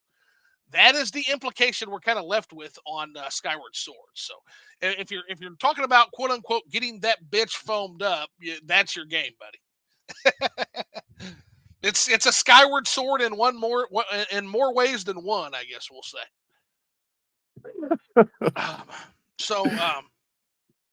Can't be worse than me, OJ. I'm a terrible writer, is what Belmont says. Belmont, bullshit. Bullshit. I'm calling bullshit. I've seen your videos. Your videos are fine. You're not a bad writer. Like, Belmont does Castlevania content. He's starting to branch out into other things, but this guy can play fucking Castlevania. This guy can do things with fucking holy water. He can do tricks with holy water you wouldn't even fucking believe, OJ. I'm a big Castlevania fan. Oh, so Castlevania. I'm definitely checking out the channel. Yeah. I know OJ has to have amazing game. Bro can talk off the top for hours. He's got to be smooth with the ladies. OJ, any secrets you want to reveal to Z-Bat, or? not that I'm like super smooth with the ladies. I've always just been down to earth. I remember one thing I remember reading in college. There was this thing that we read. I forgot what it was, but it was like pickup lines, and they were actually like these smoothest pickup lines. And I think that I incorporated those pickup lines into my natural discourse. So when I did date, or when I was in the dating phase, I'm married now, but when I was dating, I just naturally started. It was like an evolution. It was like a skill link, right? Like, so I think I did pick up a few different things from those. It was like a series of videos, because I think I was terrible in communication when I was younger. And then I knew that I had a problem. So that's why I wanted to do communication, because like, I think I have a problem communicating with people correctly. And I wanted to fix that in college. And when I watched those videos in terms of like speaking to women or just speaking in general, I think it really just helped me in all aspects in terms of communication with everyone. So I think it was just like natural. And yeah, it was like pickup lines. It was like, I forgot what they were called. I wish I remembered, but it was like a guy who was like a master dater or something like that. And he would, yeah, exactly. And he would just say, hey, do this. If a girl says this, then do this. If she does this, then do this. If she does this, then you're screwed. But that's okay. It won't get to that point. lot of those. If you do this right, so yeah, a lot of those guys. There's good advice. A lot of those guys are cringe as fuck too. So. Oh yeah, and it would be cringe. Like if you watched it now, this was like 20 but some years of it ago. works. Like some of it works. It worked 20 years ago. I don't know. Don't you? It wouldn't work. It wouldn't work in today's day. Like the hair trick never works. You know what the hair trick is? Yeah, that's up there. That's up there. The hair trick. It used to work where you like, hey, I'll clean your hair. Like if there's like, let me tell you something, guys. We'll just do this real quick. So the hair trick was this, guys. So the hair trick was, so if you see somebody that's in your class or whatever, and be like, oh, like you got something, because sometimes girls are very conscious of like how they look, obviously, right? So then like, oh, you got something in your hair, and then they're like, what? And then they'll instantly, it doesn't matter who you are, they'll instantly try to get it out. You're like, oh no, you didn't get it out yet. And then you just keep on telling them, and then they'll be like, what? And then you get it out for them, and then as soon as you get out for them, you're like, all right. I worked for you. You got to pay me. You know what I'm saying? How much can you pay me? And then that usually gets a smile. That gets a smirk, right? That gets a little bit of a smirk. Then from there you can just kind of go with the conversation. And the hair trick always worked for me. The two girls that I dated in college both were hair tricks. That's a lot smoother than what I would sometimes, the we're out of gas move. Out of gas? Yeah, basically it's like, oh shit, the car's out of gas, man. What now? But don't recommend that one. That's as cringe as. Yeah, that's these are old, man. We're yeah. These are old. That's as cringe as like, oh, excuse me, baby, can you move away from the table? You're melting my eyes. Oh the fuck out of here. That's you get bounced out with that shit. Yeah, so. I don't know how people in today's day date. Like the new age dating game. I'm glad I found a girl before all this shit started. Yeah. Yeah, I was done after my last relationship. Just completely blew up. I was like, just get me somebody from back home. I'm good. I'm not trying anymore. I'm just gonna try to just do this traditionally, and that's what I did. So I was like, I'm out. I'm tiring. So. Oh goodness. So yeah, my script writing, this is Mad Kaiser 4. My reviews is average at best, Lamau. Though I do better in retrospectives. Everything else I do is unscripted. So I kind of do it. I have a general outline that I'll look at, but then I also kind of ad lib a lot of my shit when I one take reviews. I mean, what I say, I actually think my writing is actually good. It's my video and my editing is absolutely shit. But more coming on that, guys. I just took my first foray into choppy, shitty ass video, and Jay from Cold Nights Gaming is going to work with me. I guess he wants to try to throw me some fucking editing skills. I guess so. It's like, yeah, I guess now that I'm getting to be a bigger boy YouTuber, I wouldn't say a big boy, but a bigger boy. Now that there's like 100+ people that actually fucking follow my shit, I guess I should probably try to up my game a little bit. So more to come on that. Let's see here. I know how to write. I'm more critical on a lot of stories. Fuck yeah, The Boys. Yeah, The Boys is a great show. I still need to watch season 3. Belmont says I'm only about halfway through season 1. Now fucking Reacher's out. Like, Prime has got it going on with a lot of these fucking TV shows, man. Is there any other shows you would recommend, OJ?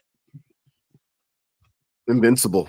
Invincible, yeah, that's another one that I really actually my friend V just recommended me Invincible, so that's one I'm definitely gonna have to Yeah. take a look at. Invincible's super good. So you think that Zach set the standard of bloody superhero genres? I assume Cool Guys meaning Zack Snyder. Probably be Alan Moore, um, who was like one of the original writers that did more of the adult comics, I'd say. But yeah, and then also Japanese manga. Like, let's not kid ourselves when we're talking about like the bloody type comic books. It was Japanese that originated that shit. Berserk, man, fucking Berserk. Which I haven't followed up with Berserk since the guy that wrote it died. I know that one of his best friends is writing it. Super Eye Patch Wolf did a great video on that, and apparently it's being cared for pretty well. It's being pretty well um, cared for, but I don't know. I'm hard pressed to trust anybody else to do Berserk. But do you do anything with Berserk, OJ? No. Okay. Yeah, that's one that's good. It's really good, but boy, it's rough. Advanced Wars has always had release timing. To be honest, bad release timings. I can believe that. Now you got me curious. I'm gonna go down a rabbit hole. J2 Blue. I'm gonna have to take a look at Yeah, them. it was 9/11 for Oh shit. for the Okay. original. Yeah. Now that one Yeah. I can more understand. Like, ooh, Yeah. that was rough. Damn. Do you think the original Advance Wars should be released soon after 9/11? Um, that's a tougher question, Jorge. That's damn, that's terrible timing. But I think video games are a momentum based business. I think that I mean I think you should shoot your shot. I don't think delaying a video game outside of it needs to be delayed for quality reasons is the best avenue to go. I think if the timing is there, you're fucked anyway. If you're derailing your own announcement, you've derailed your own momentum, you've derailed your marketing, your hype. I think you're already going to sell less games doing it that way, so you might as well shoot your shot and have people pissed and not buy your game for that reason. They're already not going to buy your game because they forgot about it when you launch it. So, OJ, what do you think? Yeah, it's too hard to say. There's sometimes I think you have to it's nuanced. You have to sometimes you're gonna have to be like, okay, that one's really close to home, so maybe no, don't release it. And then other times it's like, well, maybe we do like a slight delay, then just release it, after like a Right, little bit. right. So instead of just like A year, elongated delay. So I think it's, you know, right. so like I think that it's definitely you have to just be careful. Every situation is different. Great Wall says, I love Morrowind. Yeah, me too. I love Morrowind so much, especially with this new Tamriel rebuilt thing. They just launched another chunk of the mainland built utilizing the actual lore in the game. The modding and the fan community around Morrowind is unmatched. Like, they're still releasing content that is better than what the devs released back in the day, better quality. Um, that game, it's the game that won't end. It's such a good game. It's such a comfort food game to me, The Great Wall, that I literally had to stop playing Morrowind because it was literally derailing my fucking channel and it was derailing my ability to get reviews done and backlog on the Switch. So I will get back to it probably when they make the new expansion for Narcissus, which is next year. They're going to put out the Grasping Fortune expansion, and they're gonna give us the Halalu capital of Narcissus, and I can't fucking wait. Um, I've never played a Fantasy Star game. You should correct that, Belmont. You should correct that. They're really good. I do have a Genesis collection though on PS4 and Switch, so I got access to Fantasy Star 2, 3, and 4. Yeah, 4 is going to be the best of those, although 3 is also really good. 2 is worth playing, but I would say if you have to pick one and your time is limited, play 4. Um, Matt Belmont says Sea of Stars is my game of the year. Based on what I've played, I'm not too far into it, but I can probably echo that would be a pretty good choice. But Dr. Smooth says, yo, yo, what up, OJ and crew? Aren't they living together in Tears of the Kingdom? J2 Blue says, yeah, they are, actually. Yeah, you can go find their house. Yeah, that's an interesting little. Cool guy says, okay, so my next question is that my personal feeling as well. Do you think they should make a Zelda movie? I honestly don't want it to happen. So I think they could make a Zelda movie for sure. I think they need to be careful with it. Believe it or not, and everybody's okay. Tactical nuke incoming, guys.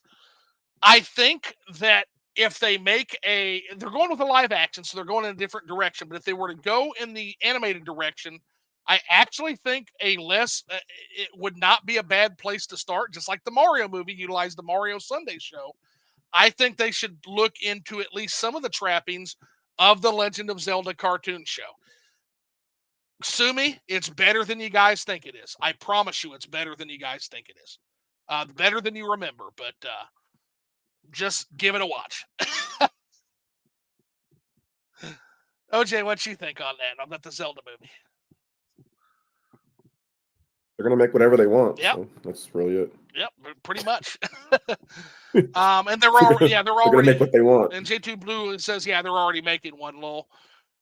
Reacher's a great one too, man. And yes, OJ, I agree. Invincible is fire. So there's another show that's going to have to go into my already limited time. So Gen 5 wasn't bad. The Boys spinoff. Okay. As Joseph S. says, Derek Dresbach says, I found out the other day that pigeons die after they have sex.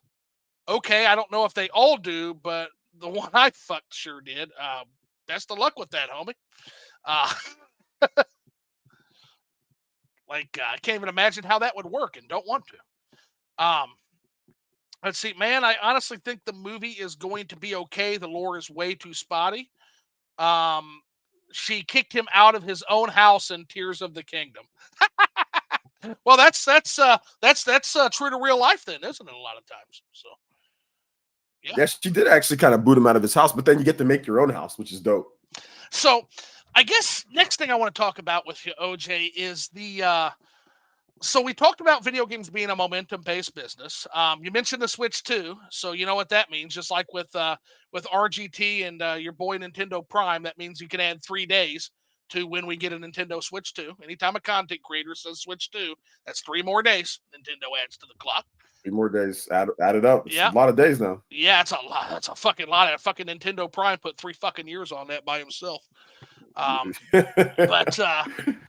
that said, I'm starting to think that calendar is going to be shrinking. So when I made my first analysis, guys, and I said we're going to get a Switch 2 in 20, or get the next Nintendo system, not convinced it's going to be a Switch 2. But when we do the next Nintendo system, I said it's going to be 2025. The reason I did that is because you have the macroeconomic conditions of the world right now are in fucking turmoil. You've got battery tech that hasn't advanced since 2016, although OJ actually put out a great rebuttal to that when he talks about they can do similar things with the same battery with, what is it, DLSS, OJ?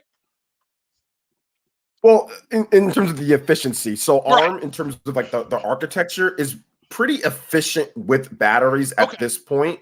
So even like the Steam Deck, right? Steam Deck, the new Steam Deck that came out, that's actually more efficient than the older Steam Deck.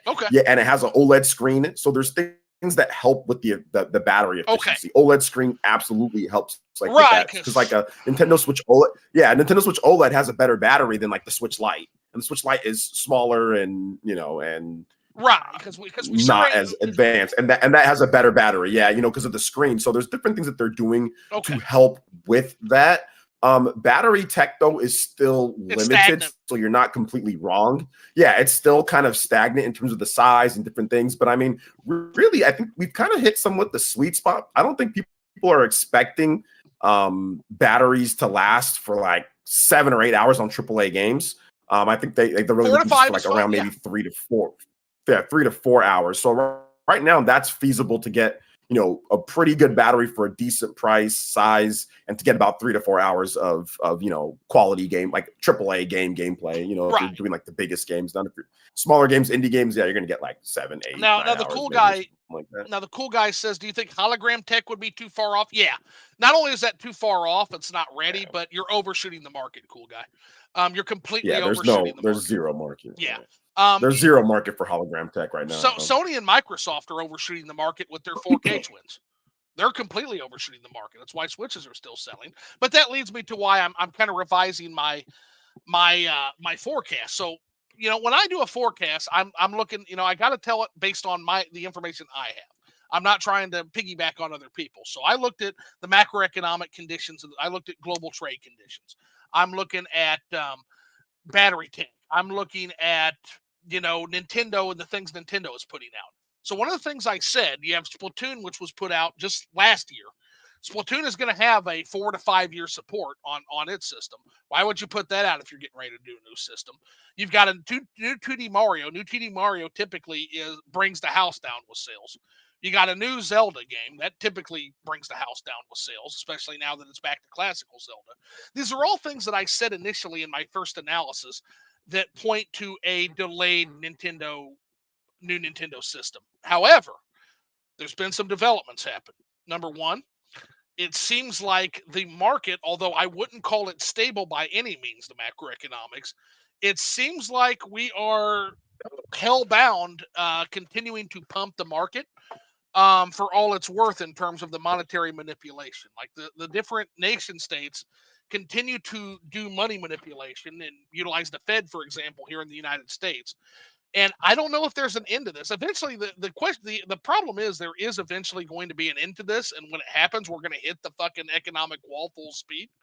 But until they hit that wall with the market manipulation, I'm losing my ass on commodities futures right now. Typically, that's pretty safe. That's a pretty safe place to park when this kind of market manipulation is going on. But they've been doing it so long and so successful that it looks like they can continue at least for another couple of years. And if that's the case, there's no real reason to delay a system coming out. Like I would have thought we would have hit the economic wall way before now, but it hasn't happened yet. So that's happened. And then the biggest dagger to me is the fact that we got to talk about the Tears of the Kingdom and Mario Wonder underperforming. So I know that's going to be a controversial take. I know me and you are going to have a lot to say about that, but you look at the fact that Super Mario Brothers Wonder is booing around Mario RPG. It's being beaten by fucking Spider-Man 2. The fact that Tears of the Kingdom fucking crashed into a wall at 18 million. The fact that Switch hardware is not moving, even though they produced a new Zelda game and a new 2D Mario. These are all extraordinarily concerning to me. And if I were Nintendo, I don't know whether it's the weakness of the games or if it's the fact that we've just hit that saturation point for Switches. But it seems like the fact that it doesn't seem like Nintendo's going to hit their hardware goal, despite literally unloading the big guns. Splatoon 3, Zelda, 2D Mario. What's their hardware goal again? 15, their hardware goal million is, I think, for the fiscal year. 15 million? For the fiscal year. They'll get close to it. They'll get close to 50 million. 15 million. But they won't beat it, and that's going to signal a fire for investors. They'll get close or beat it at this point. And like, to me, like it's really late in the life cycle, man. I mean, it'd be 8 calendar years for them. This would be the 8th year of the Switch. They are not expecting blockbuster sales in the 8th year of the on Switch. They're Mario? Just saying that for investors. On a 2D Mario? No, it's 130 million units at this point. There's been no system in the history of systems, no matter what you release, in the 8th year that you're going to have 20 million units. There's not been not even not 20. Yeah, not 20 million, but the DVD player was selling. I'm not sure in 2005. Nintendo knows that they're not going to be able to sell crazy amounts of units this late into the life, even with all of those. There's a natural saturation point. There's a saturation point with every system, and you're at 100. You're the 3rd best selling system of all time. I think it's whatever they sell, they sell. It's the 8th year. I agree. We are going into that 8th year. That is a massive amount of calendar year. Yeah, eighth calendar year. We're going into that, and I would agree with that if it was just systems stagnating. But I don't know. When I like the Wonder's doing fine. Like it's doing fine for any other game, but this is a fucking 2D Mario game, and to see it literally it's the fastest selling 2D Mario game in the history of 2D Mario games. Fastest selling. I know, fucking fastest selling. And it's still it's still number one on Amazon in all regions. It's still the number one game. It's still a top game on the eShop, and it was the top game in the MPD. I think it was number 5. I guess am I asking for too fucking much that a 2D Mario game should not be losing to fucking Spider-Man 2 fucking popcorn ass game? But it's not losing to Spider-Man 2. That's the thing. I don't know where that's coming from. Well, I saw Spider-Man 2 in the NPD charts was up here, and then you've got Spider-Man has the MPD charts. They count the digital sales, right? Okay. The digital sales of Spider-Man, and Nintendo Switch does not count MPD digital. They do not count the digital sales in the MPD. Oh, so all those sales that 2D Mario's been getting and the digital sales, they don't count those. And if you look at it, also MPD is just the US. If you look at Japan, Mario's like the top selling, and it sold like another 80. I think it sold another 80,000 units, not including digital.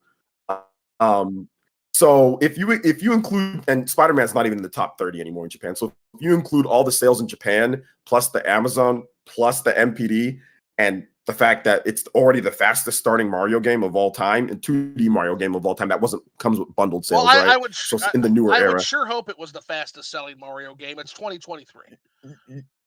Yeah, so to me, I don't see how it's losing to Spider-Man, to be honest. Well, maybe I think that once check this out. Once Nintendo reveals their sales numbers for next year, right, I think you're going to see a pretty crazy number. So you think we'll see Tears of the Kingdom bust through the wall, and you think we'll see some really good numbers for 2D Mario, basically? We'll see Tears probably hit around 20 million shipped. Okay. So that's not going to get a big boost until they get something new out with it. So something else, like let's say like a patch or like a next gen Tears of the Kingdom, like a double pack or something like that. That will boost the sales if they do, which I think eventually they'll do that. I think it'll boost the sales of Breath of the Wild too, if they do that. But I think Tears of the Kingdom will have a big boost with that, because that's the only issue that people really, well, not the only issue, but that was one of the big issues that a lot of people had with it. I think if they get that running at 1080p 60 or 4K 60 or whatever the case is, that would be really good for the game, to not have those dips like when they do Ultra Hand, and the marketing would go dummy on that. Right. But I think that with 2D Mario is just going to sell for a really long time. That's just how typically 2D Mario games are. And Jorge makes a good point. He says 2D Mario platformers are slow burners in sales. Well, they are, but keep in mind that when we're talking about, I don't think people have enough gravitas with 2D Mario because, it's a 2D platformer. No, it's 2D fucking Mario. It is one of the pillars of any Nintendo platform. This 2D Mario Wonder should do 40 million on the Switch. If it doesn't do 40 million, I'm fucking disappointed. It should do 40 million. Yeah, I don't know if it's going to do 40 million. I think that it can do 40 million. It can do 40 million like total. Like at the end of everything. Yeah, total, yes. At the end of all, 40 million is definitely possible. Yes, because I don't think they're going to make a new 2D Mario game anytime soon. I think they're going to make an expansion, and I think they're going to bundle it. So I think that's what they're going to do, probably like in the a future. Luigi U, which my favorite. By the way, I think they're going to do like a.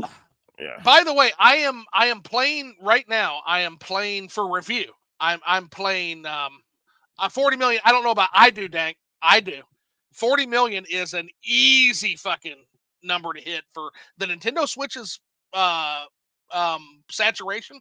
40 million. Look at fucking, if you look at what Mario 3 did in 1990, not even a pack-in, did 30 million in 1990. 40 million is not a big. I just want to say real quick, shout outs to the Seahawks for beating the Eagles. Let's go. That was a great win. I just want to say that the Niners can clinch the number 1 seed if Detroit loses this week. Anytime the Eagles lose, I fucking raise my glass. By the way, I didn't tell everybody what I was drinking tonight. I'm drinking Blanton's. I'm going with my old school Blanton's. It's bourbon. And anytime the Eagles get beat, I will never forgive the fucking Eagles. My best friend Aaron, one of my best friends, is an Eagles fan. And we got to sit and watch the Eagles back in, God, I forget the fucking year. They ended the Bears playoffs run.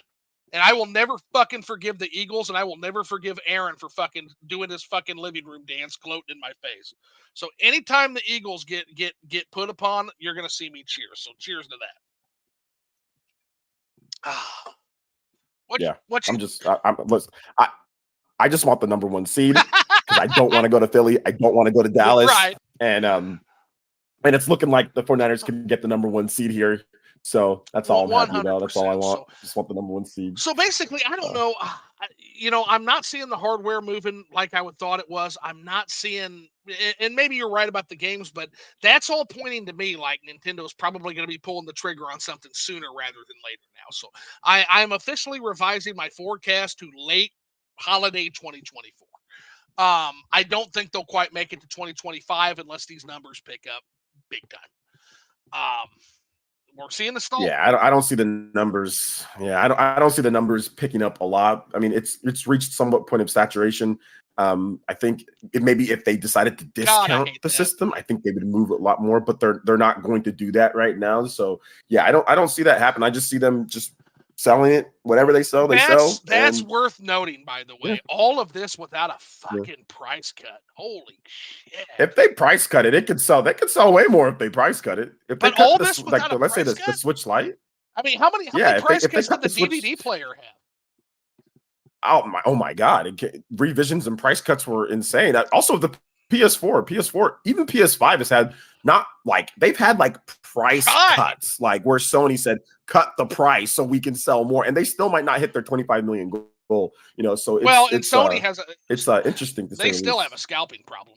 The software numbers on Sony and Microsoft are fucking dookie. Like Microsoft for sure. Microsoft is I mean, the revenue, Microsoft's Game Pass revenue is good, but the system sales are bad.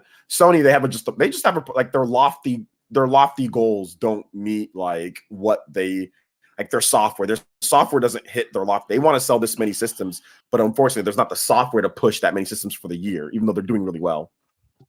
So you said like I do have dedicated teams and watch numbers, so I'll give it one guy. And then OKC. Honestly, I think they should price cut. And also, what would investors get out of their cut for these games seen? So let me just tell you because I do business, and let me tell you, and in terms of sitting on boards, etc.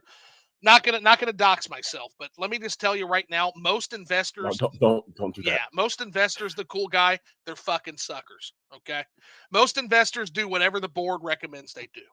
So basically, you don't have to convince investors. You have to convince the board of directors. The board is going to be able to goal most investors your way. So basically, those are your savvy people. Most investors are going to be goaled by things like, oh, it sold fastest. Like, even though it's a 2023 game and we're comparing it to a 2012 game, it's the fastest selling. That's good. Most investors go, yeah, fastest selling. Yep, fastest selling. Hitting the pedal on that one. Whatever makes the fucking hamster hit the pedal with most investors. I'm sorry, I don't have a super high opinion of your average American investor. I just don't. Now, the board of directors is a little bit different. So, what do you need to convince a board of directors? What do you need to convince in doing so?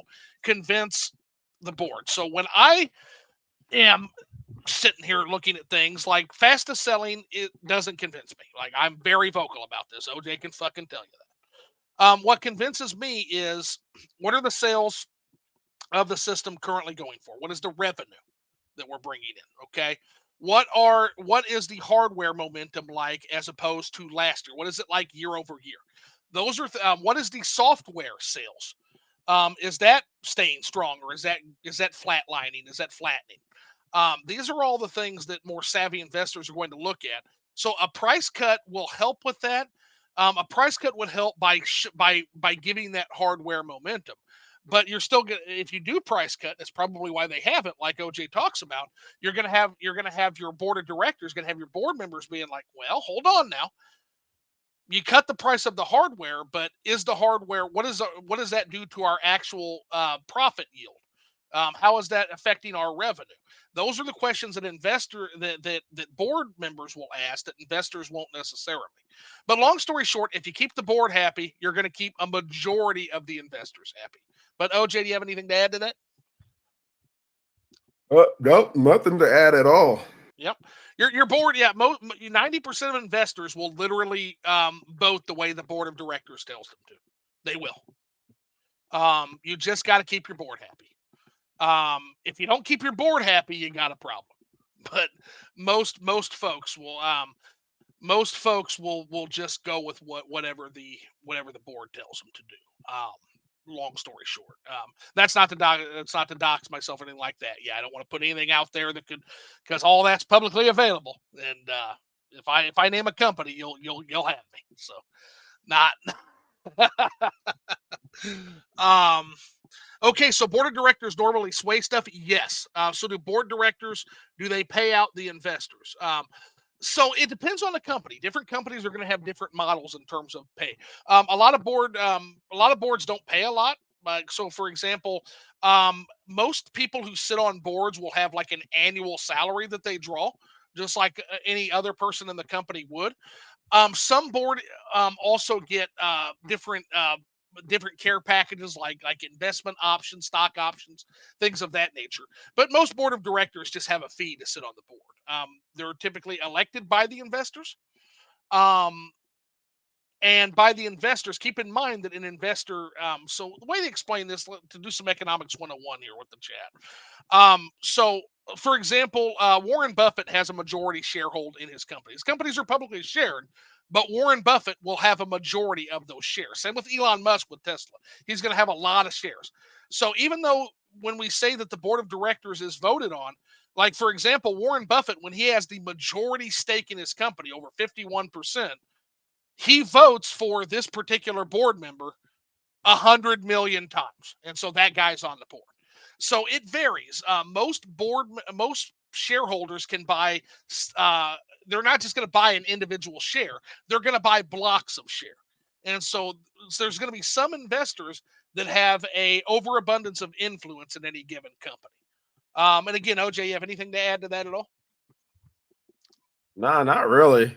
Yeah, it's Sorry. no, we're getting really into the weeds here in terms of like investment models and time value of money and commodities future investing. I could go on about this forever, but this is a games podcast, not a business podcast. But I'm more than happy to have that conversation with anybody who wants to have it within the realm of not doxing.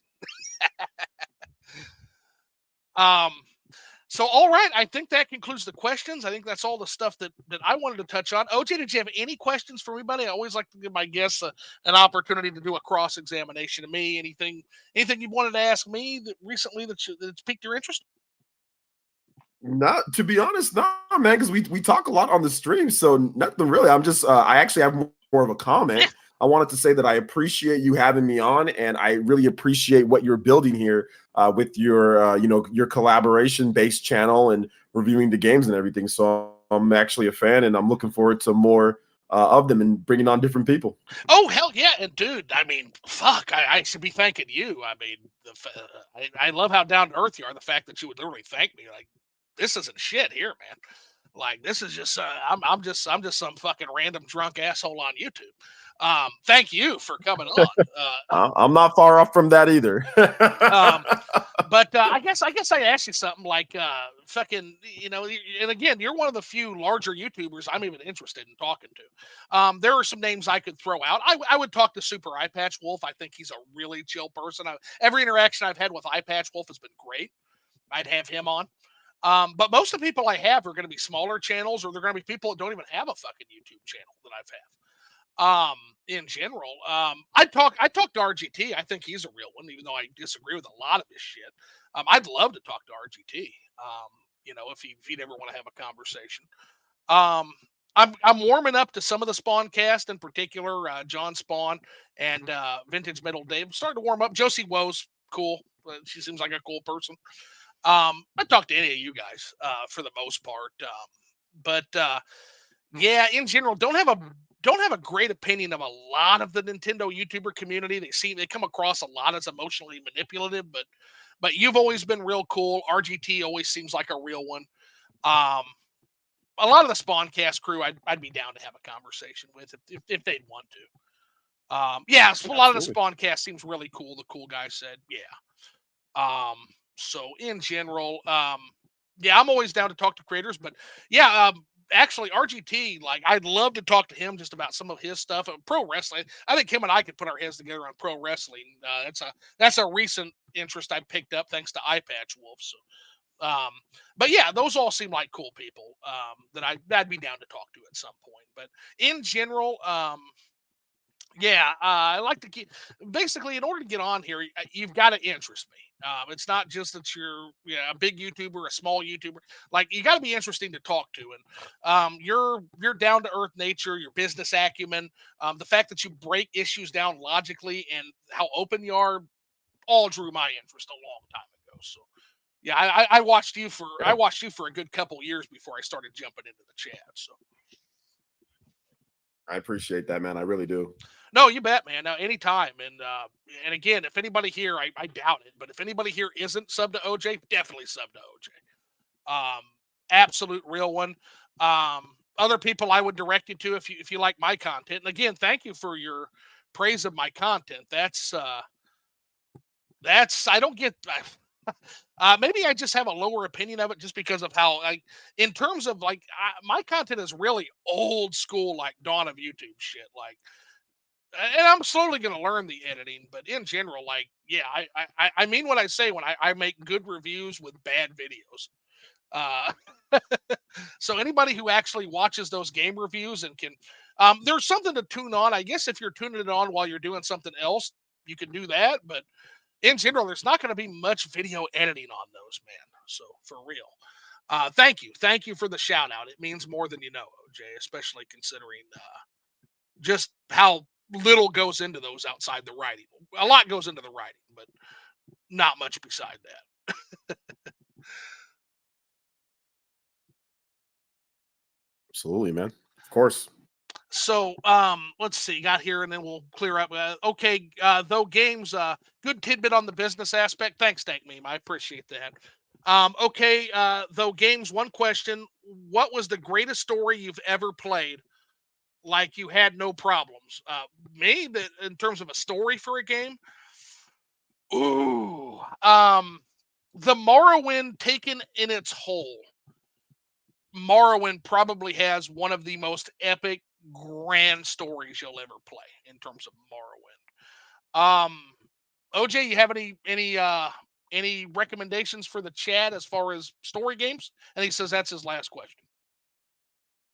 Stories, Mass Effect series, Mass Effect Legendary Edition. Mass Effect Legendary Edition, and again, I've got to get onto that too. Definitely need to finish Mass Effect. Definitely need to finish that. And then old school YouTube is best YouTube, the heady time traveler. Well, you'll probably enjoy my cheap ass shit then.